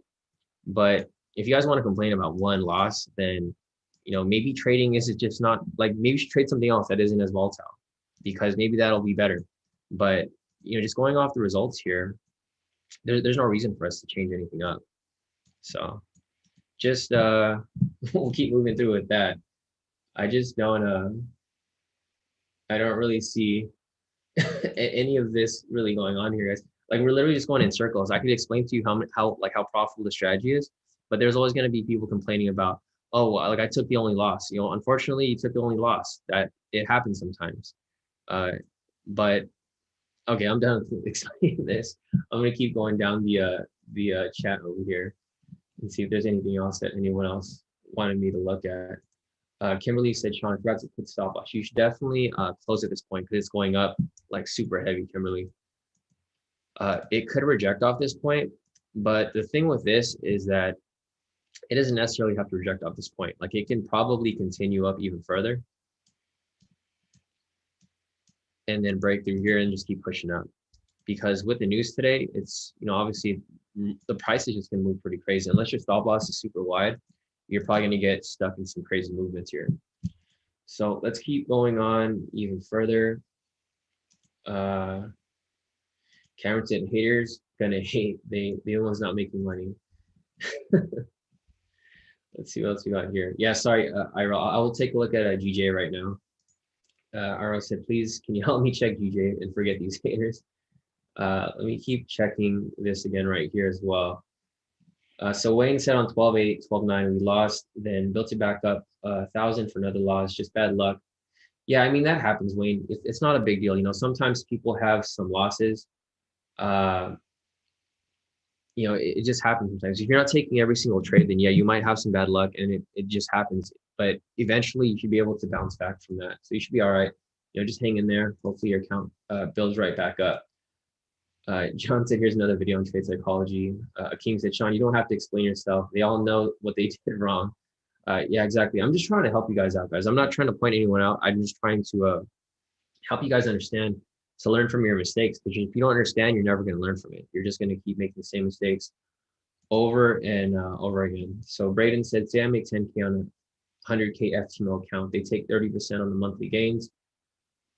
Could I take 70% that month? Yeah, exactly, Braden. So just like I mentioned earlier, you know, if you have a 100K account, you have 10,000 profit at the end of the month, you take your 70%, it'd be 7,000. So for FTMO, that's what your take home would be for that one. John said 80% is win is extremely high. Vegas casinos wish they had that type of odds, definitely. Yeah, Wayne, you know, unfortunately that happens with the bad luck with trades. Black to Jerry said, hey, they took their own trades. All my trades may not be paid to. Your numbers are correct. Yeah, thanks. Jerry, thanks for clearing that up. Varun said he's putting 70% of his account of each trade. That is including his profit. So he's taking risk 70% in each and every trade by increasing lot size. Makes sense. Marissa Bot said, risk management is not complicated. Risk appetite is completely something different. Definitely. Marissa Bot said, hey, Shawn, where do I file a complaint? Short Scene said, "Hi Shawn, you are awesome. Loss is part of the trading. Any real trader is ready for taking loss. Don't give explanations because some of these persons, and I think they don't have enough mind to understand the math." Yeah, guys, I'm just trying to help you guys out with that. I'm not trying to point anyone out. Razul said, "People want all the wins and money, and they want it yesterday." Have note that losses is part of the game, definitely. David said, "On the idiot on the K2 website." Man, you guys are hilarious, dude. GG said, "Shawn, don't bother explaining. You're too nice." Definitely. Black Jerry said, "No strategy is perfect." Cameron said, "Scared when you don't make money." Vishnu said, "I think the best thing now is to start 2021 with every single trade from January 1st up until." Yeah, exactly, Vishnu. That's the plan, because the thing with this strategy is I just developed this strategy in May. So if you look at our indices results over here, they only start from May up until November. So that's why we don't have the full results from January, but definitely for 2021, we're going to be calculating the results from obviously January up until the end of the year. Let's see. Yeah, and Kyle here mentioned you have to be profitable. You can't just take one US 30 trade. You have to take them all. Exactly. Because at the end of the day, the end of the month, end of the week, end of the year, you'll be in profit. It's not just you can't just take one trade and then expect to be a millionaire the next day. You guys have to take a lot of the trades because it becomes a numbers game. You have to balance your wins and losses overall. And cost of results don't lie. Cameron said, "You're good, bro. These people have no idea how much value you're bringing them for free." Yeah, definitely. Sam, to you guys, anytime you increase risk 2%, you're losing the long run. Thanks, Wax. Mirspot said, "LOL. So hey, is 20% considered bad?" It's very risky, Mirspot, but you have a small account, so sometimes you can possibly try that, but I wouldn't do that personally. I take like a 10% max. Bruin said, "I think US 30 is on recovery mode. It'll give a perfect sell signal after some time, definitely."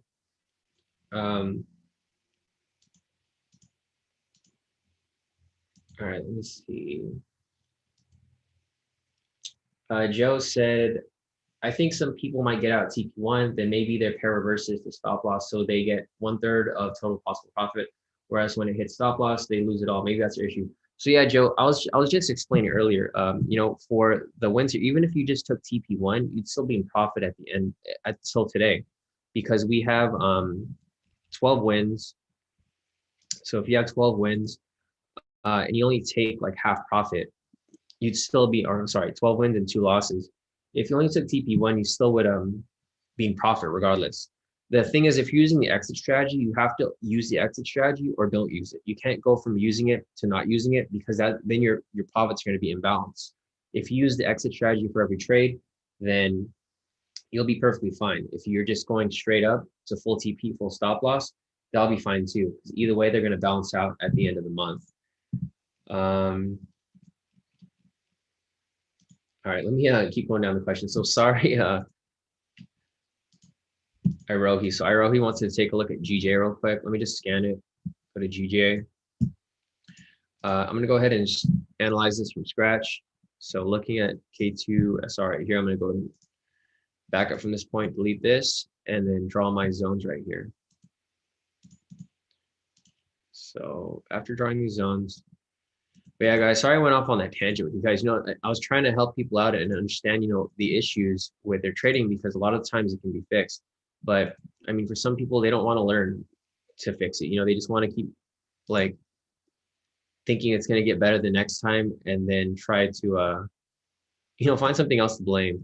But in reality, if you guys don't take responsibility for your losses and for your wins, you guys have to take responsibility for both, not just for your wins, but also for your losses.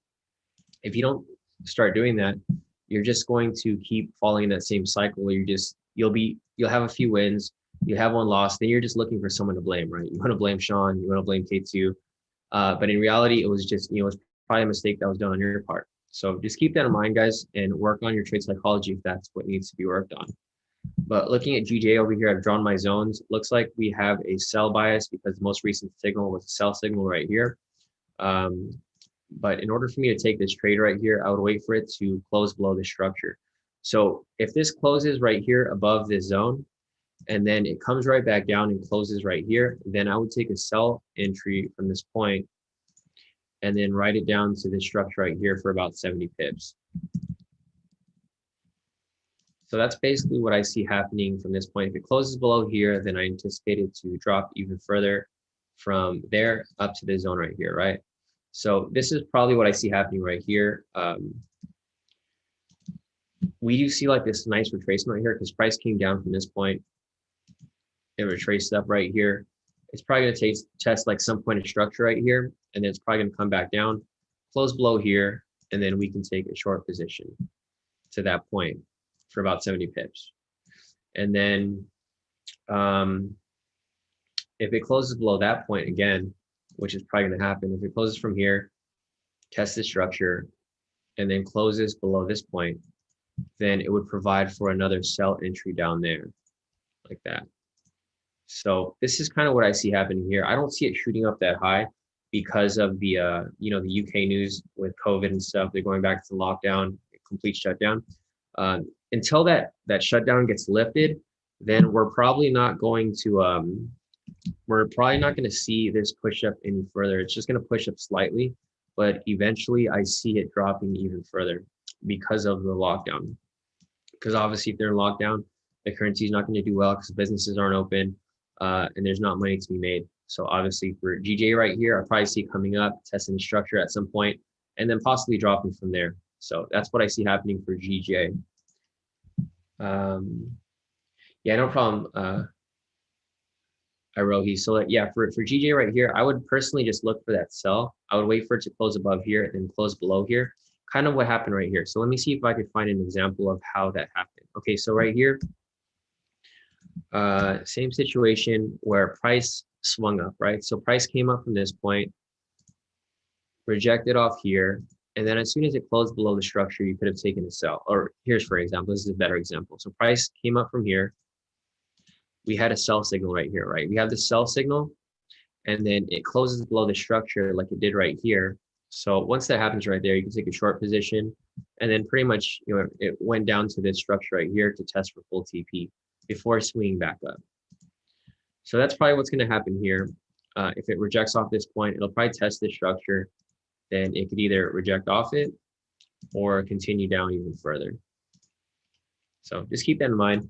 But I definitely have a sell bias because with the UK lockdown going on, it's probably just going to weaken the pound further. And the Japanese yen is a safe haven currency. So if the currency is not doing good for GBP, it's obviously going to gain in strength in the opposite direction this way. So just keep that in mind if you're still looking at that from there. But let me keep going over here real quick. Cameron said, it wasn't a tangent. You're speaking big facts. They're pointing their finger at someone who has a fucking Tesla, man. So take responsibility, people.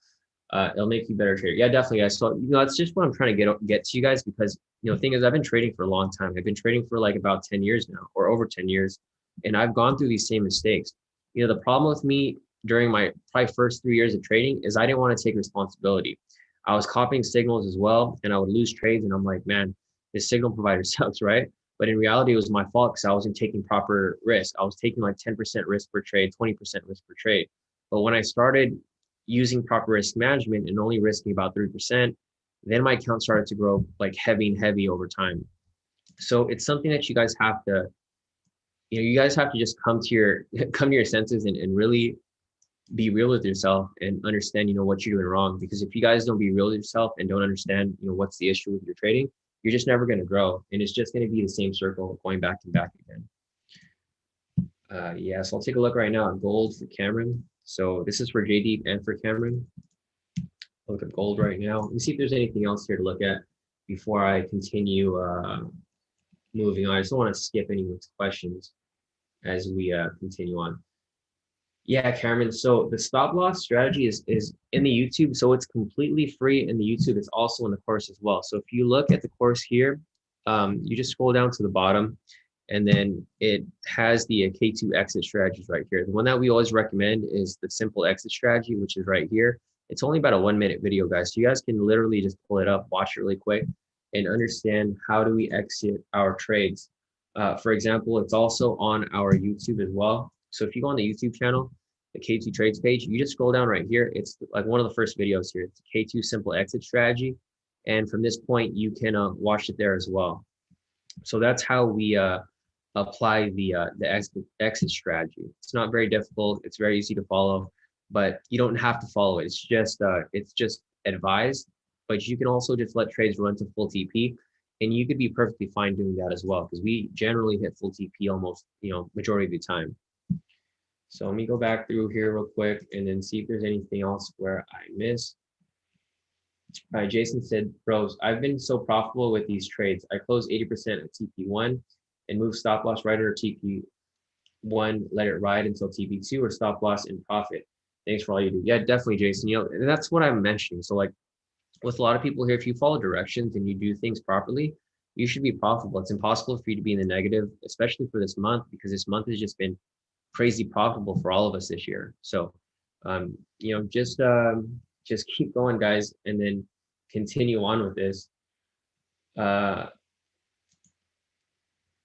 see. Kyle said they love Shawn when he wins, hates him when he loses. SMH. Yeah, guys. The thing is, we don't lose that often. That's why we don't really have many people upset, because we're always winning. If you're only taking the trades that lose, then yeah, obviously you're going to be upset if you have horrible luck.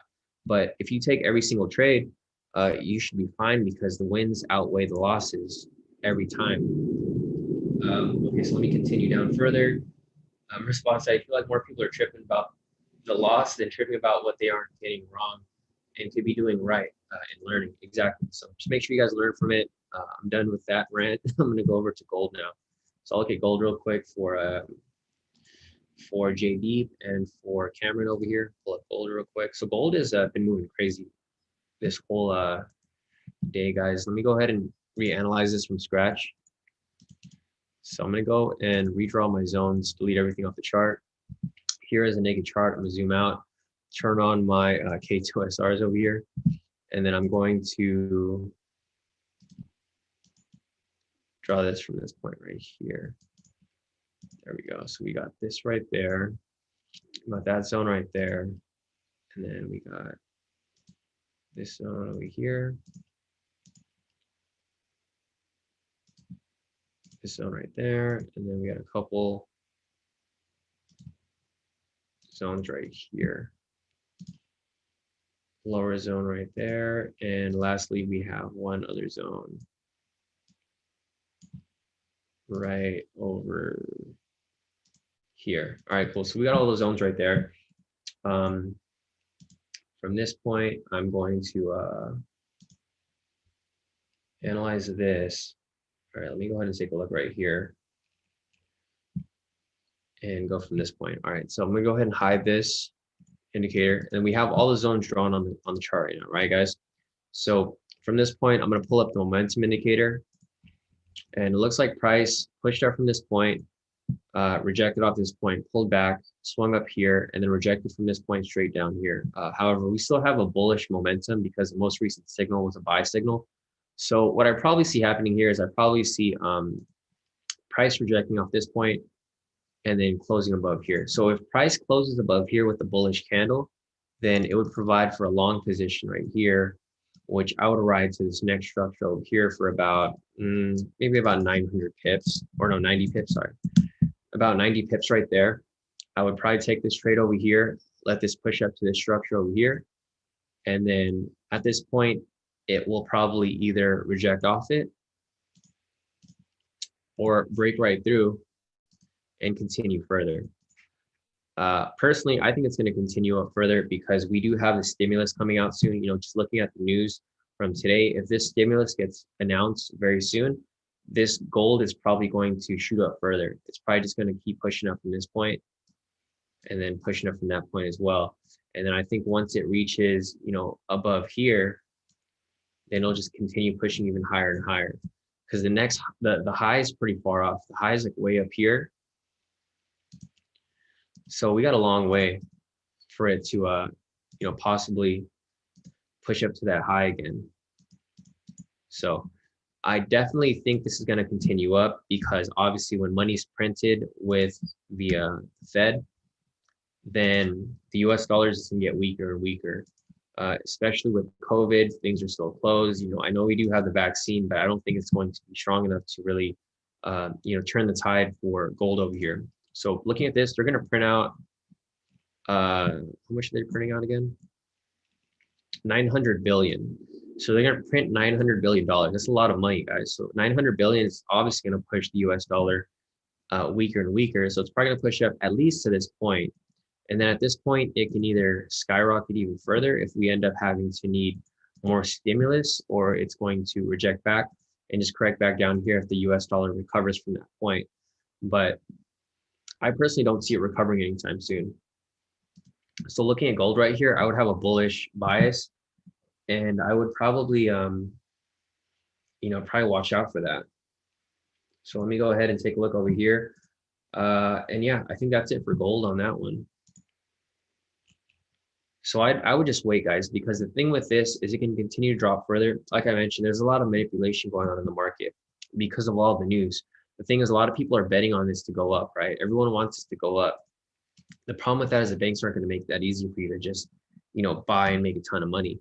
They're probably going to spike price down for a bit and then shoot it up, and then maybe spike price down even further. And they're going to do this to keep luring people in. They're going to want to lure people in further and further. And then once they have enough people, they're probably going to stop them out real quick, drop it like below to their stop loss, and then skyrocket it from that point. It's not really going to be, guaranteed that it's going to shoot up like that. You're probably going to see some crazy noise before it ends up going up, because they're not going to make it that easy on everyone to just make profit, to like buy gold and then, make a ton of profit just by buying and then praying it's going to go up. Air suspension mentioned, guys, when you grow up as traders, you'll realize that you can never lose. You either make profits or you learn lessons. Especially, it's 100%. I 100% agree with you, air suspension. Like, if you lose a trade, the thing is, you have to go back and reanalyze that, figure out what you did wrong. Because one thing, it could have been your risk management. Number two, could have been you weren't following the strategy properly. Number three, it could have been, just market conditions were crazy. Like this morning, market's crazy, guys. We have a ton of news going out. We have UK going back to full lockdown. We have COVID. We have COVID. We have the stimulus. We have a ton of things that are going on in the market. So you guys just have to keep in mind that, losses will happen. And when you have those losses, you guys just have to learn from them so that you can adjust and make sure not to run into that situation in the future. It's a learning game, guys. I've been trading for like about 10 years now, but I'm still learning every single day. Like for this trade right here, if I'm reanalyzing why we lost this trade, odds are it was probably because of the news today. Because generally, if you're analyzing this from a bigger perspective, everything's pointing for a downwards move, right? So if I'm going to go ahead and hide all these indicators, if you analyze this from a normal perspective, and we replay this to where our entry was. So our entry was off this candle. If you look at the trend was trending down, obviously, right? Or in a downtrend. That's one confirmation that a sell would be proper. Number two, we would identify that price is establishing lower lows. So we have a high here, a low here, a lower high, lower low, lower high, lower low, lower high. And then obviously this would indicate that, just using basic price action, this indicates that price is probably going to continue down further, right? So that's confirmation number two. Confirmation number three is obviously price broke a structure right here. When price breaks structure like it did right here, it tends to drop further, right? Broke structure right there, we would have identified this to drop further from that point. So all signs indicate that price is supposed to drop, right? So what happens here, price ends up reversing super hard. This will indicate some sort of manipulated move because there's so many different reasons for it to come down. On top of that, we can also look at the IG sentiment just to see where everyone is trading. So we can see where everyone else was. Sentiment, US 30. Okay, so looking at the IG sentiment right here, we look at the IG sentiment and it has 70% of people short, right? So everyone's seeing the same thing here. So everyone's trying to short the market. The problem with that is that the banks know that everyone is shorting the market. So what do? They spike it up and they stop everyone out. So once it reaches this point, what's probably going to happen? It's probably going to drop down straight down from that point. And I'm probably not going to lie, guys. If this happens, I'm probably going to re-enter this trade. I'm probably not going to call a signal, but I'm going to enter it on my own because I think it's going to drop. I personally think it's going to drop back down. But yeah, like I mentioned, I'm not going to take any risky trades. I'm not going to give any more like further signals for this entry because it's going to be a speculative trade. It doesn't fall within the requirements, so I'm not going to call it as an official trade because all the official trades are using this one strategy that we use for every single entry. So I don't want to go and make any changes because if I make changes, then it's just going to off balance the results because people are going to wonder, you know, why did you take this trade if there is no entry off that specific candle? So nice rejection off this structure right here. What's probably going to happen is it's probably going to come right back down. So if I take that trade, I'll let you guys know. But I'm personally not going to call it as an official signal because there's no official entry off this specific trade. But yeah, guys, so I think that's it for all of the questions right now. If you guys have any other questions, you know, feel free to put them in the chat. Otherwise, we will keep watching the charts to see if there's any entries off the 10 a.m. candle close. So we'll see how that goes here, and then we'll continue on further from that point. We have a nice rejection off that gold right there. So if it does close above this structure, then you could have a nice buy entry from there. So we'll see how this plays out. Meanwhile, I'm going to analyze things and see if there's anything else that we could possibly take. I'm just going to go down the list right here, see if there's any possible entries that are possibly forming that we can take once the next candle closes. So no entry right here. The problem with odd cat over here is that we have a bearish momentum right here. So in order for us to take a buy, it'd have to be a buy signal. And then we probably want this to close above here for an entry. Yeah, Varun said it's a perfect place for fall for US 30. So yeah, definitely. So right here, I'm probably just going to be waiting for this to provide a sell signal. Once it provides a sell signal, then we could probably, you know, catch this ride back down. Let me look at the pivots real quick, see how it's looking here. So it's looking a little messy. Let me go on the other frame over here because I have one chart where I have all the momentum running. Okay, perfect. So right here, I have all the momentum signals right here. I mean, not signals. I have all of the pivots running right here. So you can see right here, just looking at these pairs over here, it's obviously in a very, very strong downtrend, right? So what I probably see happening right here is just looking at the 30-minute right here, it's probably going to reject off the structure and then come right back down. So if I go and maximize this right here, we're probably going to see price reject off this K2 pivot right here and then come crashing back down. So me personally, I want to make my money back from that loss. So I'm probably going to enter a sell position once that confirms. But until that happens, I'm going to be, you know, obviously holding off until we have that confirmation right there. Because you don't want to enter this trade too early and then end up getting caught on the wrong side of the market. So yeah, that's pretty much what we'll be looking for here.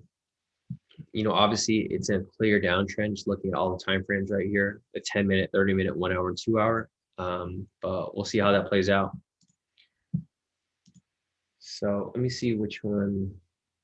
Varun's asking, I want to ask you that your strategy works on every pair or only on select ones. So Varun, looking at the strategies here, all of the K2 strategies work on all of the assets. You can use these on Forex, you can use it on currencies, you can use it on commodities like gold, you can use it on indices.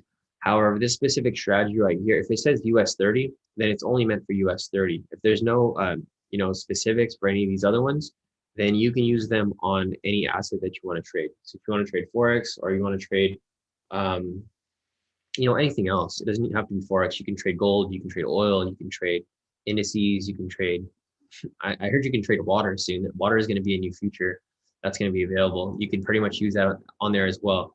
All the strategies are based on momentum. So as long as there's volatility in the market and prices moving up and down, then you can apply these strategies for pretty much anything that you are applying. So go ahead and take a look at that if you want to take a look. The only strategy that's only specific to a specific asset would be this, and it has US 30 in the name. So that's going to indicate that this is only meant for US 30. But yeah, guys, so let me go back and take a look at the charts over here. It looks like we have that nice rejection off that point. If we have a sell signal, I'm personally going to take the trade, like I mentioned, but I'm not going to call an official signal. So if you guys are still sitting on here with us, you guys can take the trade with me. Otherwise, I'm probably going to hold off on taking anything new for the next hour or so. The next 4-hour candle will be in about, let's see, in about 1 hour and 4 minutes. So until that happens, we're probably not going to have any specific entry up here. Let's see. So let me keep going down over here and see what else is going on. Air Suspension said, you should be really grateful that you have Shawn. Without him, you're just lost in space. No, definitely, guys. I'm trying to help everyone out. I'm here to give value and just share my knowledge, guys, because I've been trading for so long that I've ran through every issue and every problem that a new trader has. So if there's something wrong with your trading, I can help you, but you're gonna have to learn from the mistakes. You can't just make mistakes and just learn, look for someone to blame or something to blame, oh, the strategy doesn't work, or the news affected, or there's manipulation or anything like that. If you're able to identify manipulation in the market, then it'll help with your analysis, because you can see here that this move right here is an unusual move after all of the breakdowns that we did with regard to a bearish analysis of the specific asset. We have this rejection off here, so if we have that sell signal, I'll probably take it, but till then we'll keep checking out what happens from now until then. David said I could be an alien. Vishnu said, would the institutional traders and banks have a target price to get to before the year ends, Shawn? So generally, Vishnu, the US 30 is usually bullish towards the end of the year. Let me see if I could probably pull up some data here. Let me go to a different chart and see if I can show you what I mean by that. So if I go to, we can do the monthly, I guess, or not even the monthly. It's kind of hard to see from there. We can do the daily. So looking at the daily right here, I'm just going to go ahead and hide that. And then I will draw a rectangle around the year end. So October 19 right here. You can see right here from December, or let me just use this right here, a parallel. So from December 1st right here up until the end of the year, which is January, you can see that it usually provides some sort of bullish push towards the end of the year, right? So same thing with this right here. We would overall see some sort of bullish push from here up until the end of the year. If we go back to 2018, this, just pulling up data, if you guys go back and just look at the data, the numbers don't lie with how price moves. So right here, you see this nice drop from December, but then towards the end right here, it has a bullish move until the end of the year, right? So from December 24 up until, that's how it is right here. We have December 21st, right? From December 24 up until New Year's, it had a strong bullish push. Again, in 2017, at the end of the year, same exact thing happens every single year, guys.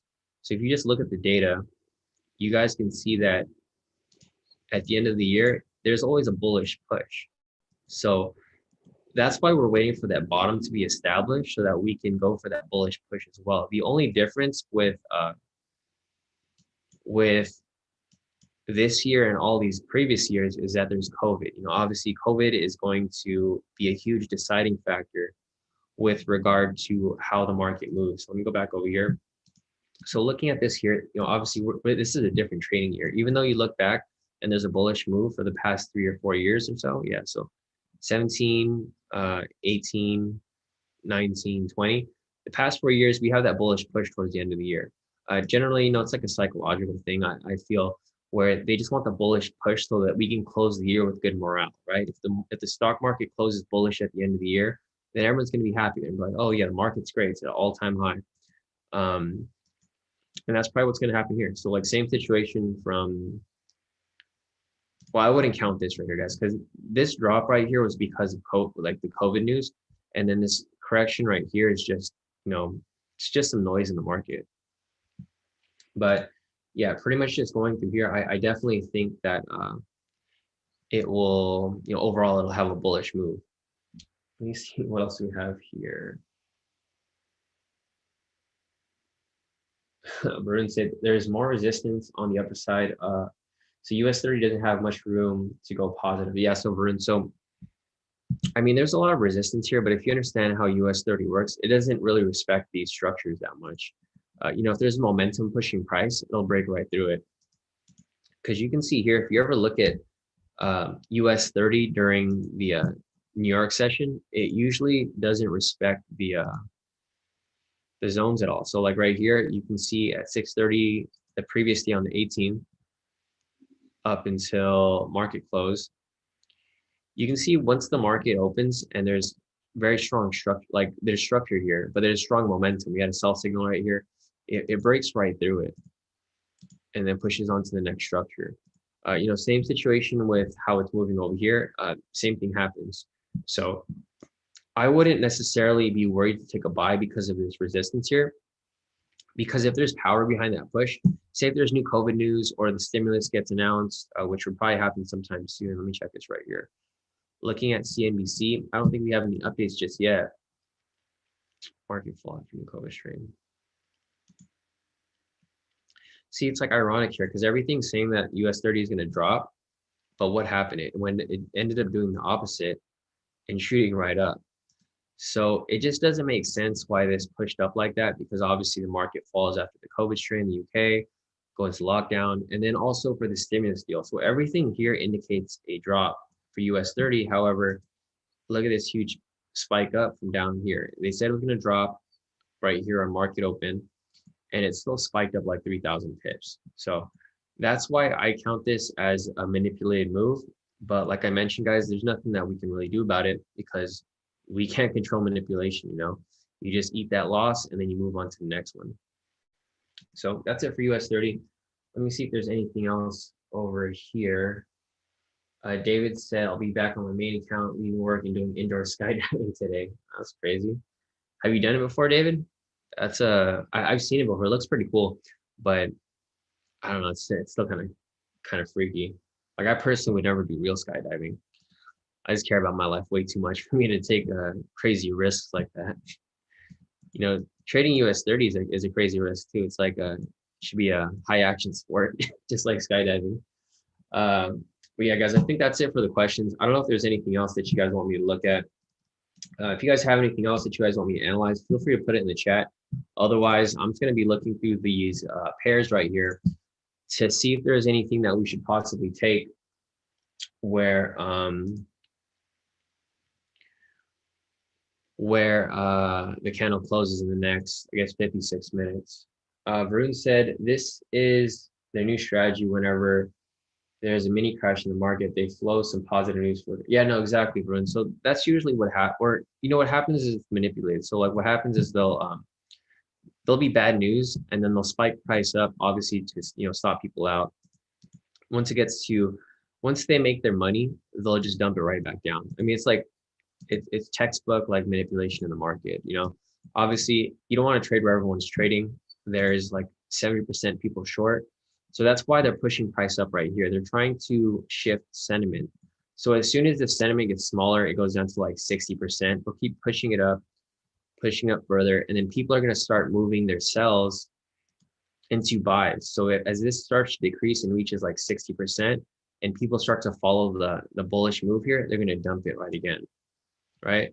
Because obviously majority of people fail at trading. So the thing is, if you're following what everyone else is doing, odds are you're probably not going to be successful long term, because I think what's the percentage of people being profitable from trading? I think it's over like 95% people who trade like end up failing at trading because everyone tries to do the same thing. So that's why you kind of have to switch it up and not fall for these little traps. And if you guys do fall for the traps, just eat the loss and move on to the next one. Yeah, air suspension here. So the situation with Dow is simple. The big guys just don't want to pay taxes, so they buy anything they could. Exactly. So, if you guys understand how like business works, especially in the US, and if you're trading for like a prop firm or something, right? Not necessarily a prop firm, but if you're like a mutual fund or something like that, they try to like people try to use money to buy things that can qualify as a business expense, which would be the Dow or some sort of stock if you're trading you know large volume and your business revolves around trading these mutual funds like the US 30. They're going to buy a bunch of stock, and then what they're going to do is they're going to end up selling it all to take that profit. That way they're taking these huge risks where they deduct whatever losses they make, and then they have all the upside basically. So yeah, basically what air suspension mentioned, a lot of people don't understand how that works. You have to actually own a business or understand how taxes work. But a lot of trading companies, they can offset losses as a tax deduction. So just keep that in mind, guys, if you guys don't understand how that works. But that's why you see these like big movements in price as well, because they're taking these huge purchases. And then if it ends up losing, it's completely fine because they're going to deduct those losses anyways. So yeah, I mean, it's not necessarily that simple, but you guys get the gist of it. There's always a back door to these trades. 7 day one said, did you do GJ already? So I already did GJ, but I can go back and reanalyze it for you real quick. Day one. So I'll go back to GJ right now. Looking at GJ right here, I mentioned that we have a sell bias because the most recent signal was a sell signal, right? So price is probably going to close above the structure right here. And then we'd probably wait for the next candle to close back below here. And then once that happens, we can take a short position from here and just ride this down to down here. So that's pretty much what I see happening right here. It's probably going to reject off some point. And then once it closes below the structure, then we can take a sell position, moving forward from there. So that's probably what's going to happen at this point. I don't think it's going to be bullish at all. This is just a temporary push up because of the COVID lockdown for the UK. So price is just getting pushed up to stop people out. But I think eventually it's going to end up coming back down. So it's either going to push up to here, come back down, or it might push up to here and then come down from that point right there. It might even spike up far enough to here so that it can hit people's stop loss before coming down. That's why we never recommend entering a trade just at random. Like make sure to enter it if there's some sort of entry using some sort of strategy. But I definitely think it's going to come down from this point. Varun said market has been bullish, has a bullish momentum at the end of the year because many people like investing their money into the market during. Yeah, I mean, there's a ton of reasons why it goes up like that. So like how air suspension mentioned, about the whole tax situation, they can buy the Dow, and if it ends up dropping, they lose their money to tax deduction for a lot of people. They don't have to pay taxes on those losses. And then same with Varun right here. Varun also mentioned that at the end of the year, many people like investing money into the market. So yeah, people want to, at the end of the year, people have, excess money, just like the same situation with air suspension when he's talking about people trying to deduct taxes from their losses. Thing is, at the end of the year, people have a certain amount of money to deduct, right? Say they have, on paper, they probably have like a 10,000 net profit. What they're going to do is they're going to put like 10,000 into the Dow.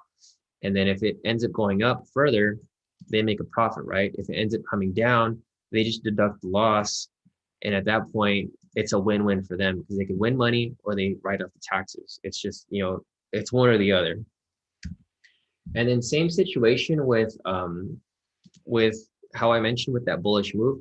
A lot of the times the market wants to close off at, with good morale. They want the market to close out in positive towards the end of the year because, obviously they're trading off the monthly candle, right?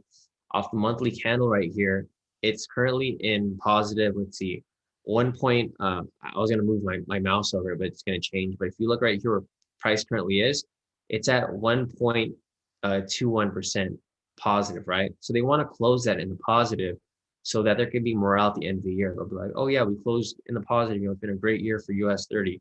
We're trading on the shorter time frame, so we don't see that bullish move, but it looks like a good, push up on the higher time frame, whether it be the monthly, whether it be the weekly, whether it be the daily. That's basically where people are looking for the most part, because the Dow is, it's a long-term asset. It's not something that you're supposed to, buy and sell daily unless you're trading the index. If you're trading the actual fund, the index, people just buy these and they hold on to it and they let it ride up as far as it goes. Day one said, perfect, thank you, making me feel more confident about my analysis. Definitely hit 7-day ones.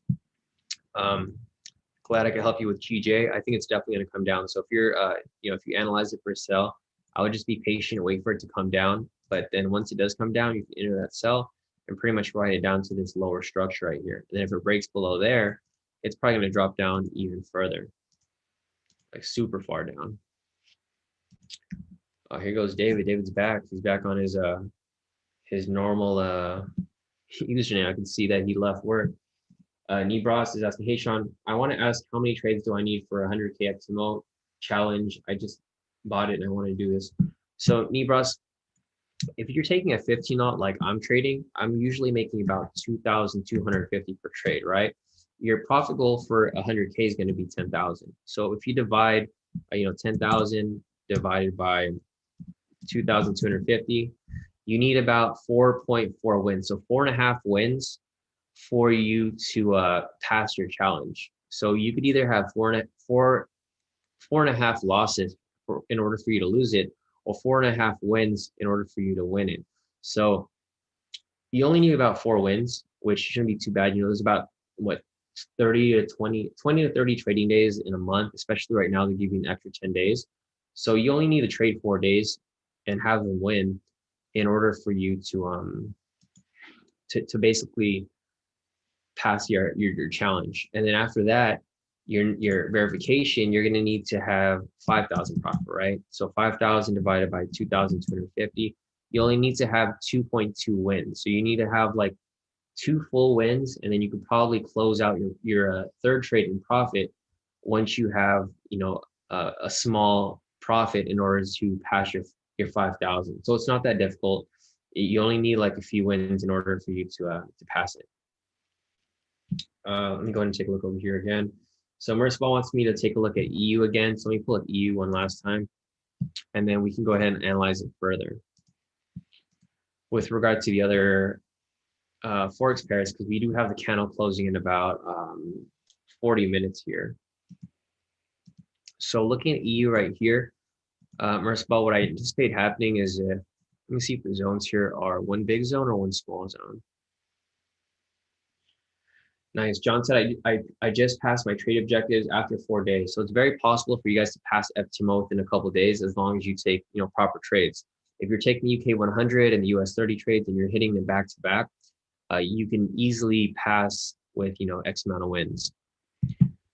So it looks like we have another structure right here. Let me see how far is it from this point. Yeah, I probably wouldn't take this trade, even if it closed right here. So looking at this right here, Merciba, price is going to be currently within the structure, even if we get this buy signal, but I wouldn't take this until it breaks the structure and closes above it. Reason for that is because, like I mentioned right here, there's another structure that's within here. So what could happen here is price can come up, reject off this point, or price can come up even further and reject off this point. However, if price closes above here, you have all this open space right here, right? So if price closes above this structure, then you can take a long position right here and pretty much ride this up until this structure right here for 82 pips. So that's what I would necessarily wait for. This would be the better option. So me personally, you're probably not going to get this entry off this next candle close, but you'll probably get it a little later. Thing is, you just don't want to enter this trade too early, because you'd hate to enter this trade somewhere halfway through. It ends up reversing on you, stopping you out, and then shooting straight up to full TP, right? So that's what you don't want to happen right there. So that's why I would wait for it to close above here for that full confirmation before entering this trade more specifically. So that's it for EU right there. I think that's it for the questions, guys. So if you guys have any other questions, feel free to put them in the chat, and then we can take a look. Otherwise, the next 4-hour candle closes in about 44 minutes. So we've got some time here. I might even log off a little earlier, guys, if there's no other questions. because I have a ton of emails. You guys can see my Telegram right here. I have like 11 messages to get through. And in order for me to get through all that stuff, I'm gonna have to go offline so I can focus on that. So if you guys have any questions, feel free to put them in the chat right now. Otherwise, I'm probably gonna get off in the next maybe 10 minutes because I have to answer all these questions. Obviously, I'm using my mic here for this live stream. And if I'm going to be answering these questions on Telegram, I'm going to be answering them with my mic. So I'm going to have to log off if that's the case here. Oh yeah, so Varun wants me to look at GA real quick. So I'll take a look at that as well.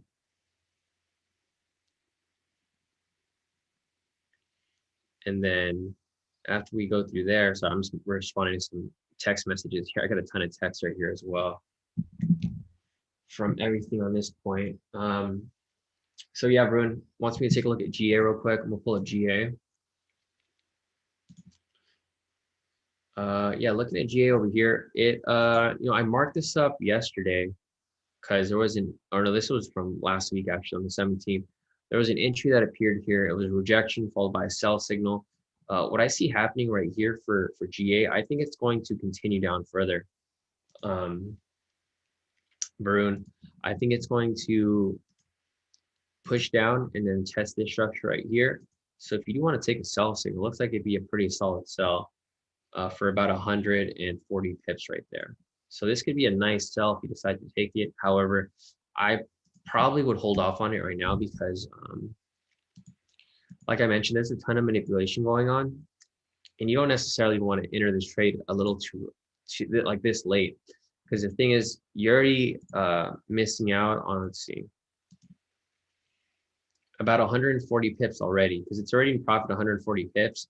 The problem with this is that it could go sideways, and then it can actually spike up quite a bit. You'll be super in the negative if that happens. Spikes up, tests the structure, and then comes right back down to full TP, right? This happens all the time, guys. So that's why I wouldn't enter right now, because it's just too risky. The direction hasn't really been set. It's just going sideways and it's probably going to swing up before it swings right back down. Oh, nice. All right. Awesome. So you're already in a sell. So you're already in a good position right now. Let's see. Your TP is at 175. Oh, you're perfect, bro. Or actually, let me see. Yeah, no, you're perfect. It looks like the 175 is good from this perspective. Yeah, it's right about at where a full TP is. So I think you have a great position right there, bro. You're on track to hit an extra 140 pips if this continues down further. So I think you're good that you're in this sell right now. But yeah, for others that are looking at this right now as we analyze it, I personally wouldn't enter it this late because this is probably gonna go sideways for a bit before it either spikes in either direction. Hopefully it spikes in your direction, Varun, and then it ends up hitting your full TP from this point to spike down from here and then hit it from that point. So that looks good. Let me see if there's anything else in the chat. David said MC5 is terrible. It always crashes on them. Yeah, no, definitely. I don't like MT4 at all. MT4, MT5. I just have to use it for FTMO, which is fine for me. It's not a big deal. David said always go stale on me. Yeah, same here, man. Even MT4 sometimes. Sam said, yes. How was dinner at your parents? It was nice, Sam. It was good. I got to visit my parents. My parents don't live too far from me. They live probably like 30 minutes to an hour from me. But, I only visit them like probably weekly, if not monthly. So it's always good to visit family. I did check out my parents' bed that I got on that Sleep Number bed. Definitely worth it, 10,000 bucks. It was expensive, but it was definitely worth it. But yeah, guys, and I haven't mentioned to you guys that I'm getting the Tesla wrap. So some of you guys know which wrap I'm getting for the Tesla. I don't know how you guys feel about it, but I'm getting this chrome blue on it. So we'll see how that ends up coming out later. Let me see if I have a picture of it here. Yeah, so if you guys haven't already seen, I'm getting my Tesla wrapped in this chrome blue. So when you guys see my Tesla, probably by the end of the year, I'm probably getting it done next week. I'm actually going to the car shop this morning to get some fixes done on my car. But my Tesla is going to be wrapped in this chrome blue by the end of the year. And you guys obviously know why it's chrome blue. It's blue for the the blue screens on our MT4 when we take US 30. So it's going to be profit blue. And you guys will probably see that by the end of the year. If you guys have seen my Tesla before, it's currently white right now. It's the basic OEM color. Let me see if I can find it over here. It's on the basic OEM color. Let me see if I can find it here, media. Because I did post it here the other day. We have so many posts here for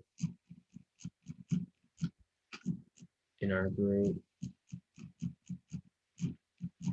Yeah, I don't know where my car is, but my car is, it's the basic white on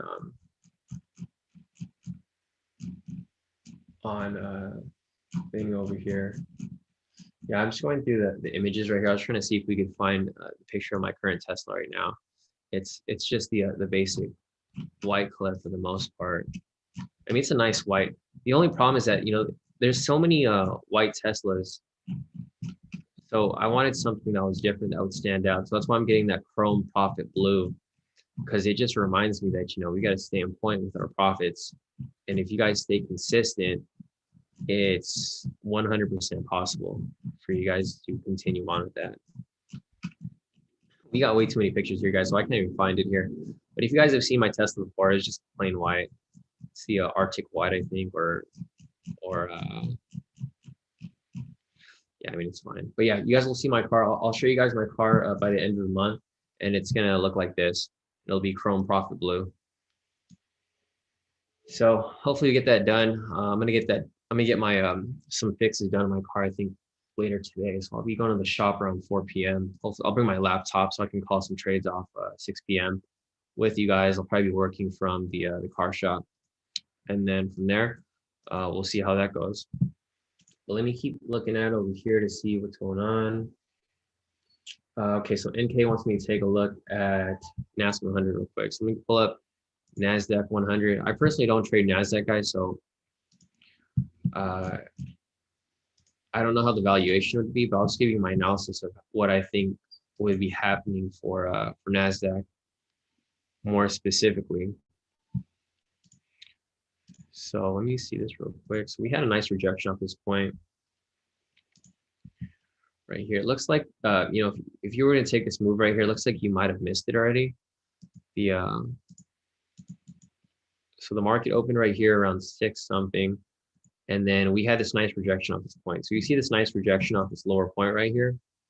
You can see that this zone right here is actually a pretty strong zone. It's been testing for a while, but you do see that there was a double bottom here, right? So it had a first rejection, second rejection, buy signal right there. You could have taken a long position over here. And that would have hit full TP. So looking at the further structures over here, looks like price just broke this structure right here. But the problem is there's a lot of further structures above here as well. So just looking at NASDAQ right here, this is going to be like a shorter term analysis for NASDAQ. I'm not sure how you are trading it, NK. If you're looking on the higher time frame, I'll go on a higher analysis. But just looking at this right here, this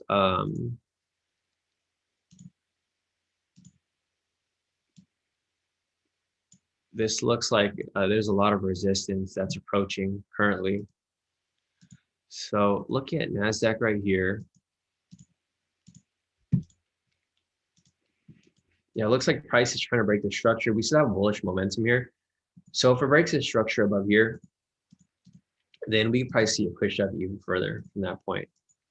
But like I mentioned, you know, this morning, this would have been the trade right here, rejected off the structure, buy signal from that point, and then it would have hit full TP.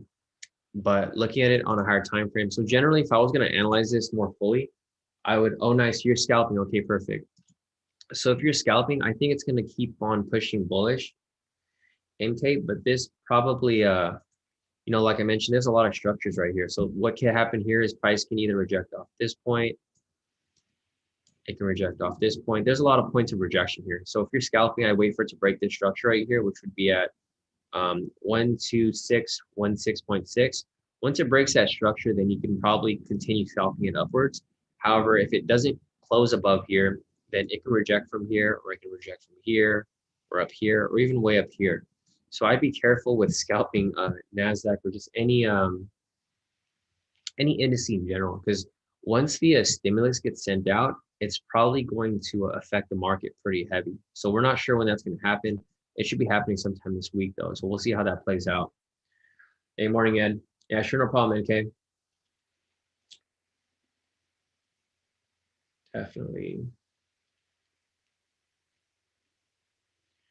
Yeah, Air Suspension said, guys, the bitter truth is that we got a limited time on Earth. Today's the day is a good day to start learning how to trade so you can win your freedom. Exactly. And that's exactly how I, got to this point as well, guys. Like if you guys aren't familiar with my history, I was actually an attorney before trading. So I was making pretty good money as an attorney.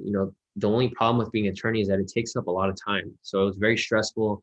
I was working like, 10, 12 hours a day, and I just hated it. So, I've been trading for like 10 years now until I got to a point where I was very, very profitable, and I was able to replace my attorney salary with trading. So I trade full time. You guys have seen my profits. Like I should send my profits here all the time.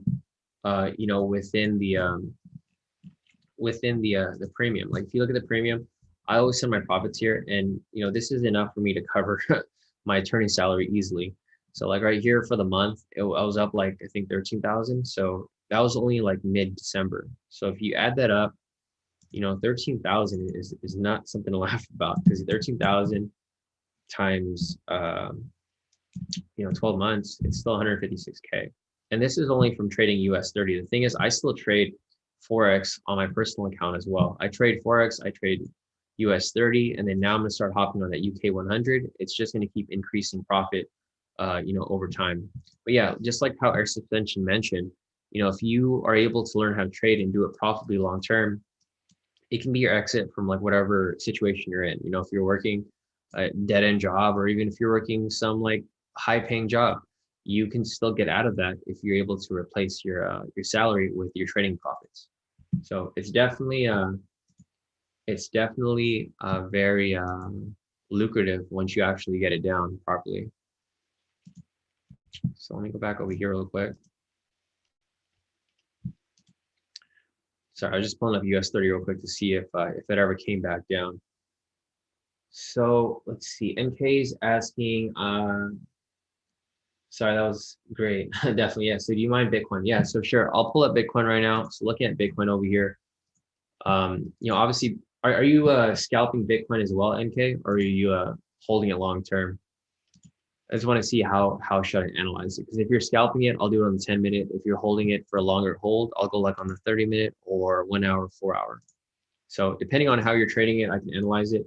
I'll probably start on the higher time frame first, just to pull up these zones here, and then we can always move down to the lower time frame. So like Bitcoin is in a new area where it hasn't been in like years, or like ever. It's like all-time high, obviously. So looking at it from here, it's kind of hard to analyze, because price hasn't been here in I don't even know how long. Okay, awesome. So NK scalping. Let's go on the 10-minute. You're pretty adventurous for scalping Bitcoin. But yeah, looking at Bitcoin right here. So here's a naked chart of Bitcoin right here. Here's the naked chart, nothing on there. I'm going to go ahead and turn on the K2SR indicator. And then I'm going to go ahead and draw this from this point. So I'm going to go ahead and draw my zones right here on the 10-minute. And you guys got to keep in mind that Bitcoin doesn't really respect these zones, because it's a speculative asset. People are just trading it up and down. There's no real strategy to Bitcoin right now, because whoever has the most Bitcoin has the control. If they want to spike price up, they can spike price up. If they want to spike price down, they could do that as well.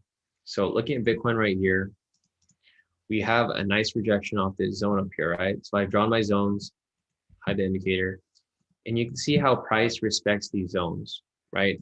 Bitcoin isn't generally like Forex, so it doesn't have any smooth zones and stuff. But in a lot of situations, it still does respect these zones. Right here, we have a rejection off this zone.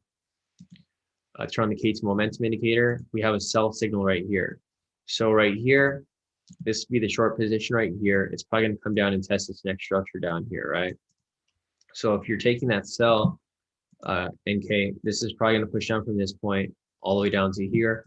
Once it reaches this point, it can either reject off it and shoot right back up, similar to what happened over here. You can see that price came down, rejected off this point, came up to this zone, rejected off this point, and it came right back down. So if it does come back down and rejects off this point again, this might be a double bottom, right? Because you have this nice rejection point, it'll have a double bottom here, and then it'll probably shoot right back up. So we'll see how that plays out. This doesn't necessarily mean it's going to have a smooth push down. This could possibly have a retracement up right here, might test the structure, and then come back down from that point. Obviously, it's not always going to be a smooth run, but eventually I do see it coming down, whether it comes down straight from here, whether it pulls up and comes down from here. I think overall it's going to keep on coming down. I'm holding Bitcoin for a long-term hold, so I don't necessarily scalp it. But yeah, if you're scalping it, it looks like it's possibly going to, possibly come down further. Wow, it looks like these entries could have been really good. Maybe I should start scalping gold, because looking at this here, we, see, obviously we had a buy signal, broke structure right here. This would be a nice profit right here for, I don't know, about 163 pips. Same situation right here. We had a buy signal, a broke structure, and then it pushed up to here as well. Rejected off this point, got a sell signal. If you were to enter a sell from this point, full TP right there for about 472 pips. So this actually is actually pretty interesting how this is playing out here. So I might maybe I'll start scalping this as well, because it looks like it plays out very nicely. So yeah, this looks good for Bitcoin. It looks like it's going to come dropping from that point. In case it, wow, you're so amazing. Thank you, thank you, thank you. I know I accidentally blew my account the other day. You're literally the best. Thank you. You can't thank you enough. Yeah, definitely. NK. So, if you guys have any questions, it doesn't matter which asset that you want me to look at. The K² strategies work on everything. It doesn't matter whether it's Forex, indices, commodities like gold, silver, oil, or even Bitcoin. I don't even trade Bitcoin, but I can analyze it for you, because this is like one way to identify if someone really knows how to trade. I can't fake it. Like, I literally showed you guys my analysis within a few seconds here. And if you're questioning if someone can really trade, it doesn't mean it's me, but if you're learning from someone else, if they can't analyze any asset, then odds are they're probably not as good as a trader as you guys think. I'm not saying that I'm a great trader, but I've literally trading for like 10 years, and I'm able to analyze any asset that you guys want. And that's one way to vet someone that you're learning from. Like, I know a lot of you guys here are copying signals from other people, and it'd be good for you to actually vet them to see if they actually know how to trade, or if they're just copying someone else's signals. Because we do have a lot of people in K2, and I'm not going to mention anyone's names, but there's a lot of people in K2 who like come through and copy my trades and then send them in their own group and say that it was their trade. One way to see if they're legit or not is to just have them analyze the trade for you. Give them a random pair. Like, people try to throw me off sometimes and give me exotics. Like today, we analyze USD Mxn, right? I don't trade exotics anymore, but I can still analyze it, because analysis is, pretty much the same from asset to asset. There's no specific way to do it. But if you're able to identify, structure and identify momentum, you can analyze anything. Like right here, I analyze USD Mxn, even though I don't trade exotics. But if you want to really screw with someone who you think doesn't really know how to trade, you can give them a random pair. Give them something like USD SGD or something that people don't trade. Because I always find it funny when somebody gives those pairs to someone and they're like, oh man, how do I analyze this? Because they don't know how to trade exotics. But if they know how to trade, they could identify some sort of specific analysis for any pair. It doesn't matter whether it's Forex, commodities, stocks. Because I can even go to stocks, guys. Like, a lot of people are asking me, oh, can you use the K2 indicators on stocks? Quick answer to your question, yes. Like, if we look at like Facebook or something, a blue chip stock. If you're looking at Facebook, obviously it looks messy here on the higher time frame, because stocks are traded on the shorter time frame, right? So if you go like on something like the 10-minute, you can see here that everything still applies. Like, we still have structures here. And it works the same way for stocks as it would for, Forex, any commodities. I mean, honestly, anything in general, guys. It's not that difficult if you get down the K2 strategies. And I'm here to help you guys. Like if there's something that you like to trade specifically, I can analyze literally anything for you. I used to trade stocks a long time ago, but I stopped. But yeah, obviously right here, if you're trading stocks this morning, you saw this rejection off this point followed by a buy signal. You could have made some money off Facebook this morning, right? Even though people are shorting the stock market, looks like it's going to push up and hit full TP right there. So, I mean, it just goes to show, guys, if you guys actually learn how to trade and learn, this skill, you can apply it on anything. You don't have to just trade Forex. You can trade stocks. If you want to trade options, you can trade options. It's just, sky's the limit, depending on, how you use everything. So looking at GN right here, it's back in profit, guys. I know some of you guys were thinking, we're worried that it was pushing up like that. It's back in profit. Looks like it's about to hit full TP right down there for a gain of 1,000 pips. So let me continue on and go through these questions real quick again. C6 said I might be a fan. No, definitely. You can take a look at that as well. C6 said scalp UK 100 for the first time last night. Wow, and he loves how fast it moves. Definitely, it moves super fast. Kind of similar to the NASDAQ 100. Air Suspension said Bitcoin will be at least 50K next year. So looking at Bitcoin over here, I could definitely see it pushing up further. Honestly, I personally don't believe in Bitcoin because I didn't like it for the longest time, but it looks like it's starting to develop, actual market structure, like legit market structure, not just these random movements. Like looking on the higher time frame, like say like the daily. If you look here, there's a lot of structure being developed here. Like if you see before, there wasn't much structure here. Like if you go to the previous year, the market was just moving all over the place. But looking at price now, we've been in Bitcoin since what, like 2006, I think, 2006 to 2010. There's a ton of market structure that's actually getting built. So it's although it's still a speculative asset, there's actual structures that are being established with regard to how it's moving. Obviously, it's still going to be manipulated and speculative overall, but as it continues to bounce around within certain areas, it's going to start building more and more structure.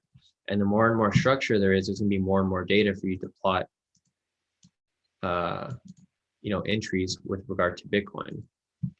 So if we take all this stuff off and then we hide the indicator, you can see there that there's actual structure being it's being made, right?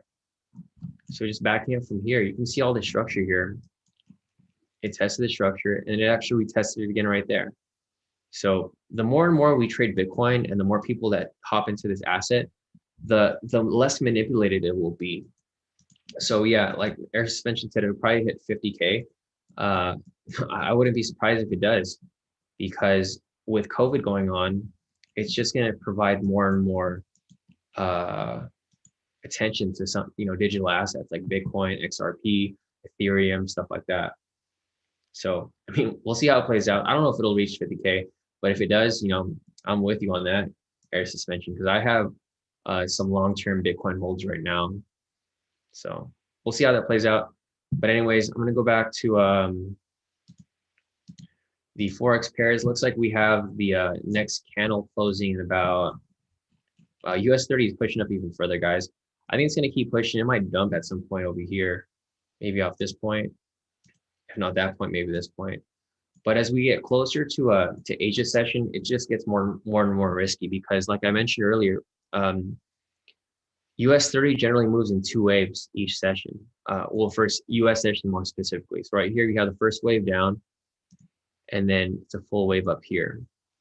So it's probably going to push up to this point. Once we enter Asia session, it'll probably go sideways up until London session, right? So London session is going to reopen right over here. So it'll probably go sideways into London session before it maybe test structure and then comes crashing down from that point.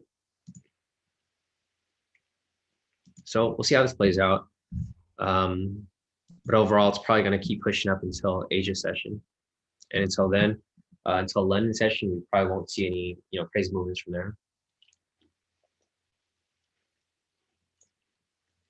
But yeah, guys, I think that's it for the questions. Let me go ahead and take a look at the Forex pairs real quick. If you guys have any other questions, feel free to put them in the chat.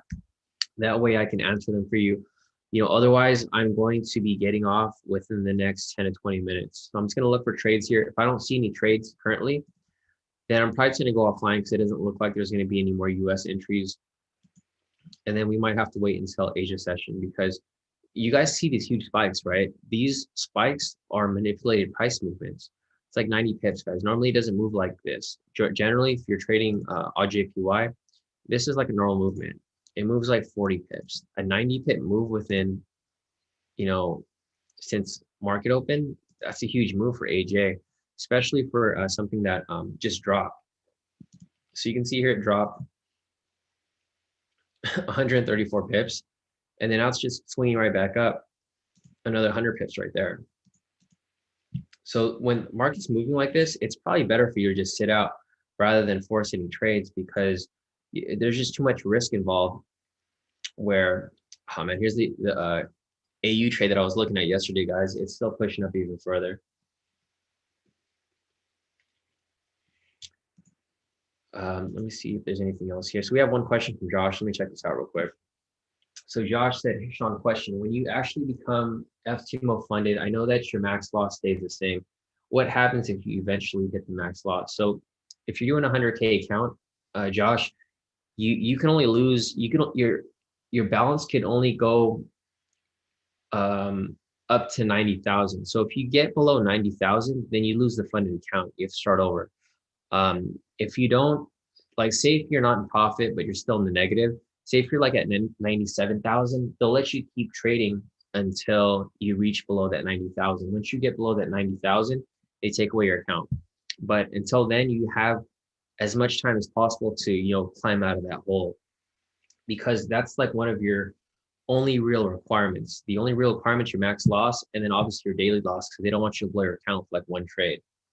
So yeah, hopefully that helps. Let me go ahead and keep looking at these pairs real quick. If there's anything else for us to look at. And I should re-enter this 80. Actually, I took this trade yesterday, guys. You guys remember that? I took this trade yesterday, and it's still active right now. Looking good so far. CAD CH, this is no entry there. No entry for CAD JPY. CHF JPY, no entry there as well. Euro odd, nothing there, because we would obviously need price to close above here for us to provide an entry. So nothing for EA. Euro CAD, nothing there as well. Euro CHF, nothing there. EG, nothing there. EJ, nothing there. Actually, there might be an entry here if price closes above the structure. So I'm going to keep looking at EJ right here. If this closes above the structure right here, then there would be an entry. In order for us to fully analyze this, we're going to have to look for that upper zone, because obviously we're not going to want to take a trade if it's getting too close to the next zone. So it looks like this could probably push up a little further. So let me go ahead and just fix this right here. All right, so I just adjusted it to the daily zone right there, which is perfectly fine. Okay, so this is a little too messy here. I'm not going to take this trade because the weekly resistance is right here. So once it breaks that point, then I would take the trade. However, until it breaks that point, I personally would not take this trade. So I had it marked up to look at. However, it's too close to this next zone. Once price breaks past this structure right here, then I would take a long position. I wouldn't take it right here, because the problem is if you enter the trade from this point, it might reject off this point right here, right? So you don't want to get caught in a trade like that where there's rejection points that are too nearby. Let me take a look at Euro NZD over here. Nothing here because price would need to break above the structure. Your USD, this looks fine, but I want it to break above the structure as well. So it looks like a lot of trades are starting to build up into the week. It is Monday, guys, so don't like force any trades. There's no need for you to force any trades right now. We just started the week off, and obviously it just doesn't. There's no need for you to really force any trades. Looking at all these trades here, there's no entries. I just scanned through everything right here. If we have a sell signal that appears off USD CHF, then we can take a sell position right here. However, we don't have that sell signal just yet. We have about 15 minutes left on this clock. However, it can probably close below there at some point. So yeah, USD CHF, let's mark that up right there. UJ right here, it would have to close above for us to have that entry. Same with UCAD over here. But yeah, overall, there's no entries for Forex, guys. So I'll give an update in the chat.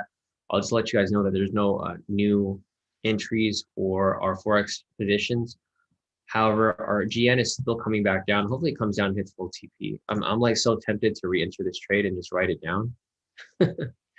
But we'll see how this plays out. Because the thing is, I just don't want to, I don't want to enter this a little too late. So let me go ahead and check this out over here.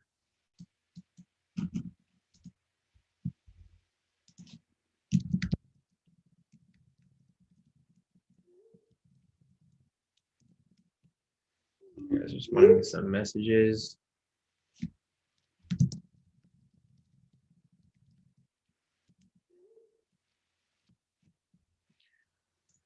All right, just responding to the messages right here. I think we're pretty much good to go for the most part, guys. I might re-enter this actually. Let me see all the GU pairs.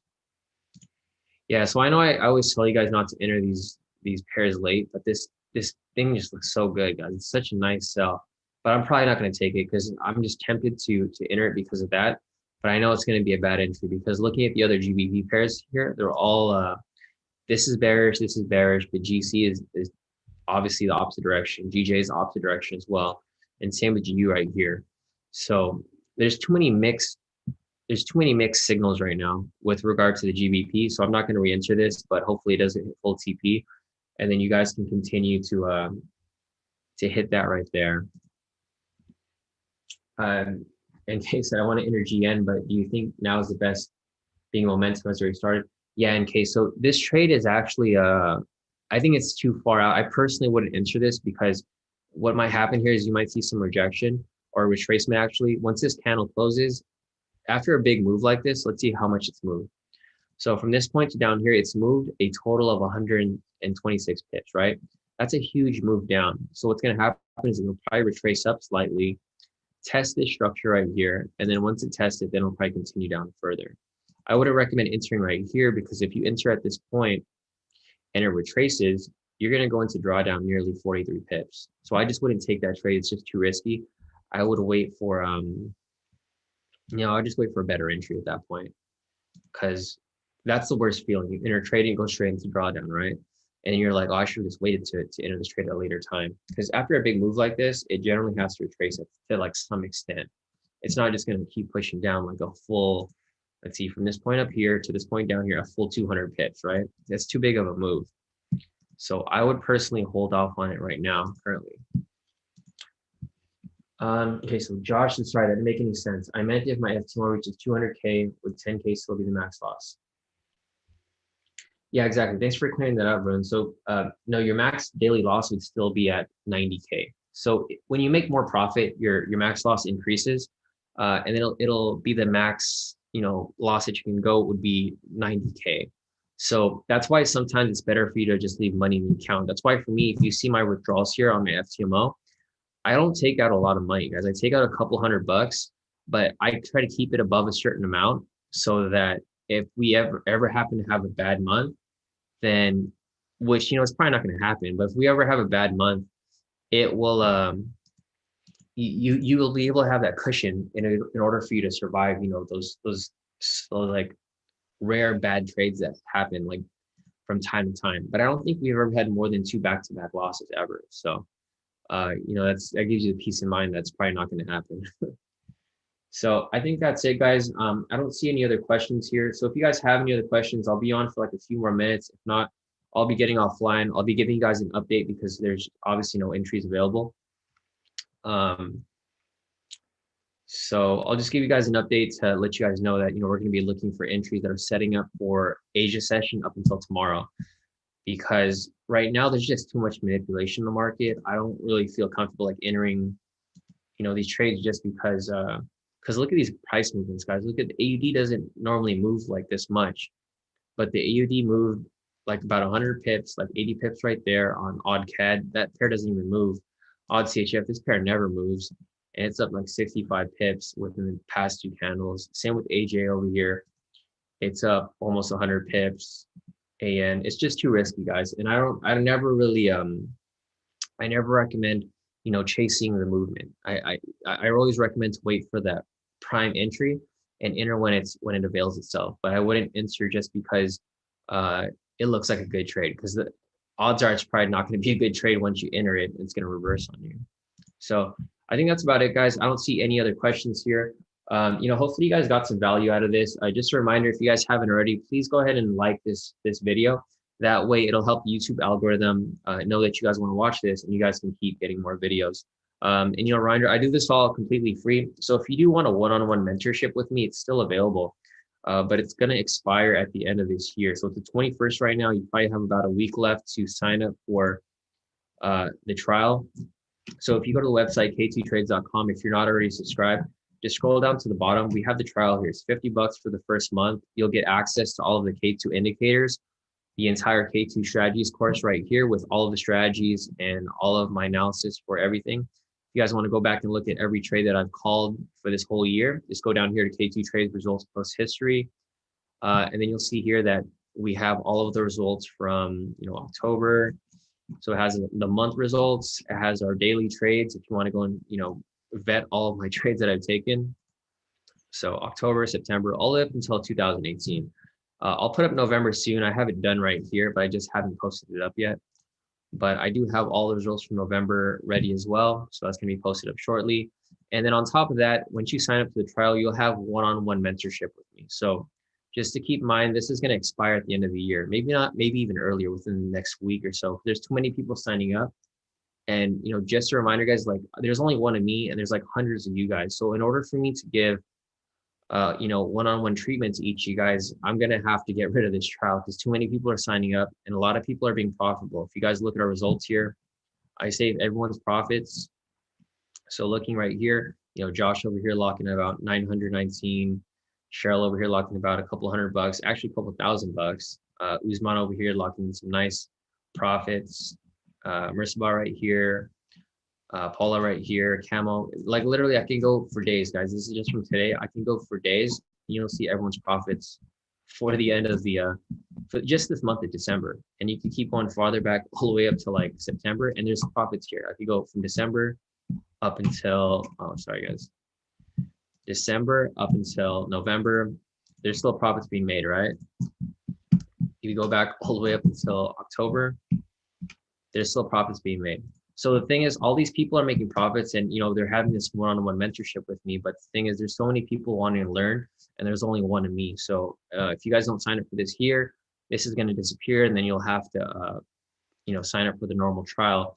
But starting next year, I'm not going to be giving direct one-on-one mentorships for unlimited sessions anymore. You guys will have access to me, but it'll be limited because like I mentioned, there's too many of you guys and there's only one of me to give you guys that one-on-one treatment. So if you guys want to sign up, make sure to sign up before the end of the week, if not the end of the year, because this is going to disappear shortly. We're getting too big. We're going too fast, and I want to make sure that I'm able to help all you guys become profitable, just like everyone else in K2. And yeah, Varun, the trial covers everything. So if you look at the trial here, it comes with the entire strategy course, all of the K2 indicators, all the K2 premium groups, and then I don't have it listed here too, but it's a one-on-one mentorship with me. Basically, just give me a time and date that you want to meet up. We have 1-hour sessions. And if you want to go back and rewatch all of the previous sessions, just to see how I teach you guys, you can go on the YouTube channel right here, and then just go to past live streams. Just click on this here. And then you can see all of the mentoring sessions here. So every time I have a mentoring session, most of the time it's recorded and you guys can sit in and watch it. And if you guys like the video, so if you guys like this stream and you guys follow the K2 YouTube page, you guys will get emails whenever I go live for my mentoring session. So if you guys ever want to sit in on it, you guys are more than welcome. And everything here pretty much, is included. Deswell said, hey, Shawn, will I be able to get a one-on-one? Yeah, I'm pretty sure that's why you have a active subscription to K2, right? So Deswell, I'm not sure if you have an active subscription to K2, but if you don't, then you obviously can't get the one-on-one with me because I can't teach you the K2 strategies unless you have access to the indicators. So Deswell, I'm not sure if you've signed up to a K2 yet, because I know you were waiting for a bit, but if you are, then yeah, definitely we can have one-on-one. Just message me and let me know. But you're gonna need to have access to the K2 indicators because if not, then you're not going to be able to learn anything that I'm specifically teaching. So yeah, it does. Well, once you sign up, you can have access to the one-on-ones. But if not, then I mean, there's just like really no point in me mentoring you because I only teach the K2 strategies. I don't teach anything else. Obviously, I only teach what I'm good at. So yeah, if you want to sign up, feel free to sign up. If not, you're probably gonna miss the deadline because the deadline's coming up pretty soon. Today's the 21st. We have about a week left in 2020, guys. That's crazy. This year's about to end, and at that point, I'm gonna take away the unlimited sessions because I just don't have enough time to really give to every single person. So yeah, guys, hopefully that helps. If you guys have any other questions, feel free to oh, nice. Okay, definitely. Yeah, glad I could help you. If you guys remember, I have this every day from 6:30 until about 10 a.m. Pacific Standard Time. So I'll probably catch you guys tomorrow. If you guys have any other questions, feel free to reach out on Telegram. Otherwise, I have like 15 questions here and about 100 emails to go through from last night. So once I have all those done, I can get through to you guys on the Telegram. Otherwise, I'll catch you guys tomorrow. Thanks for showing up. Also, if you guys haven't liked the video, I'm going to remind you guys one more time. Please like it just to help the algorithm. Otherwise, I'll catch you guys tomorrow, and then we'll be back for that bounce back for US 30. Hopefully, we have a better entry tomorrow morning to make up for today's loss. But yeah, guys, hopefully you guys got some value out of this. If anything, reach out to me. Otherwise, I'll catch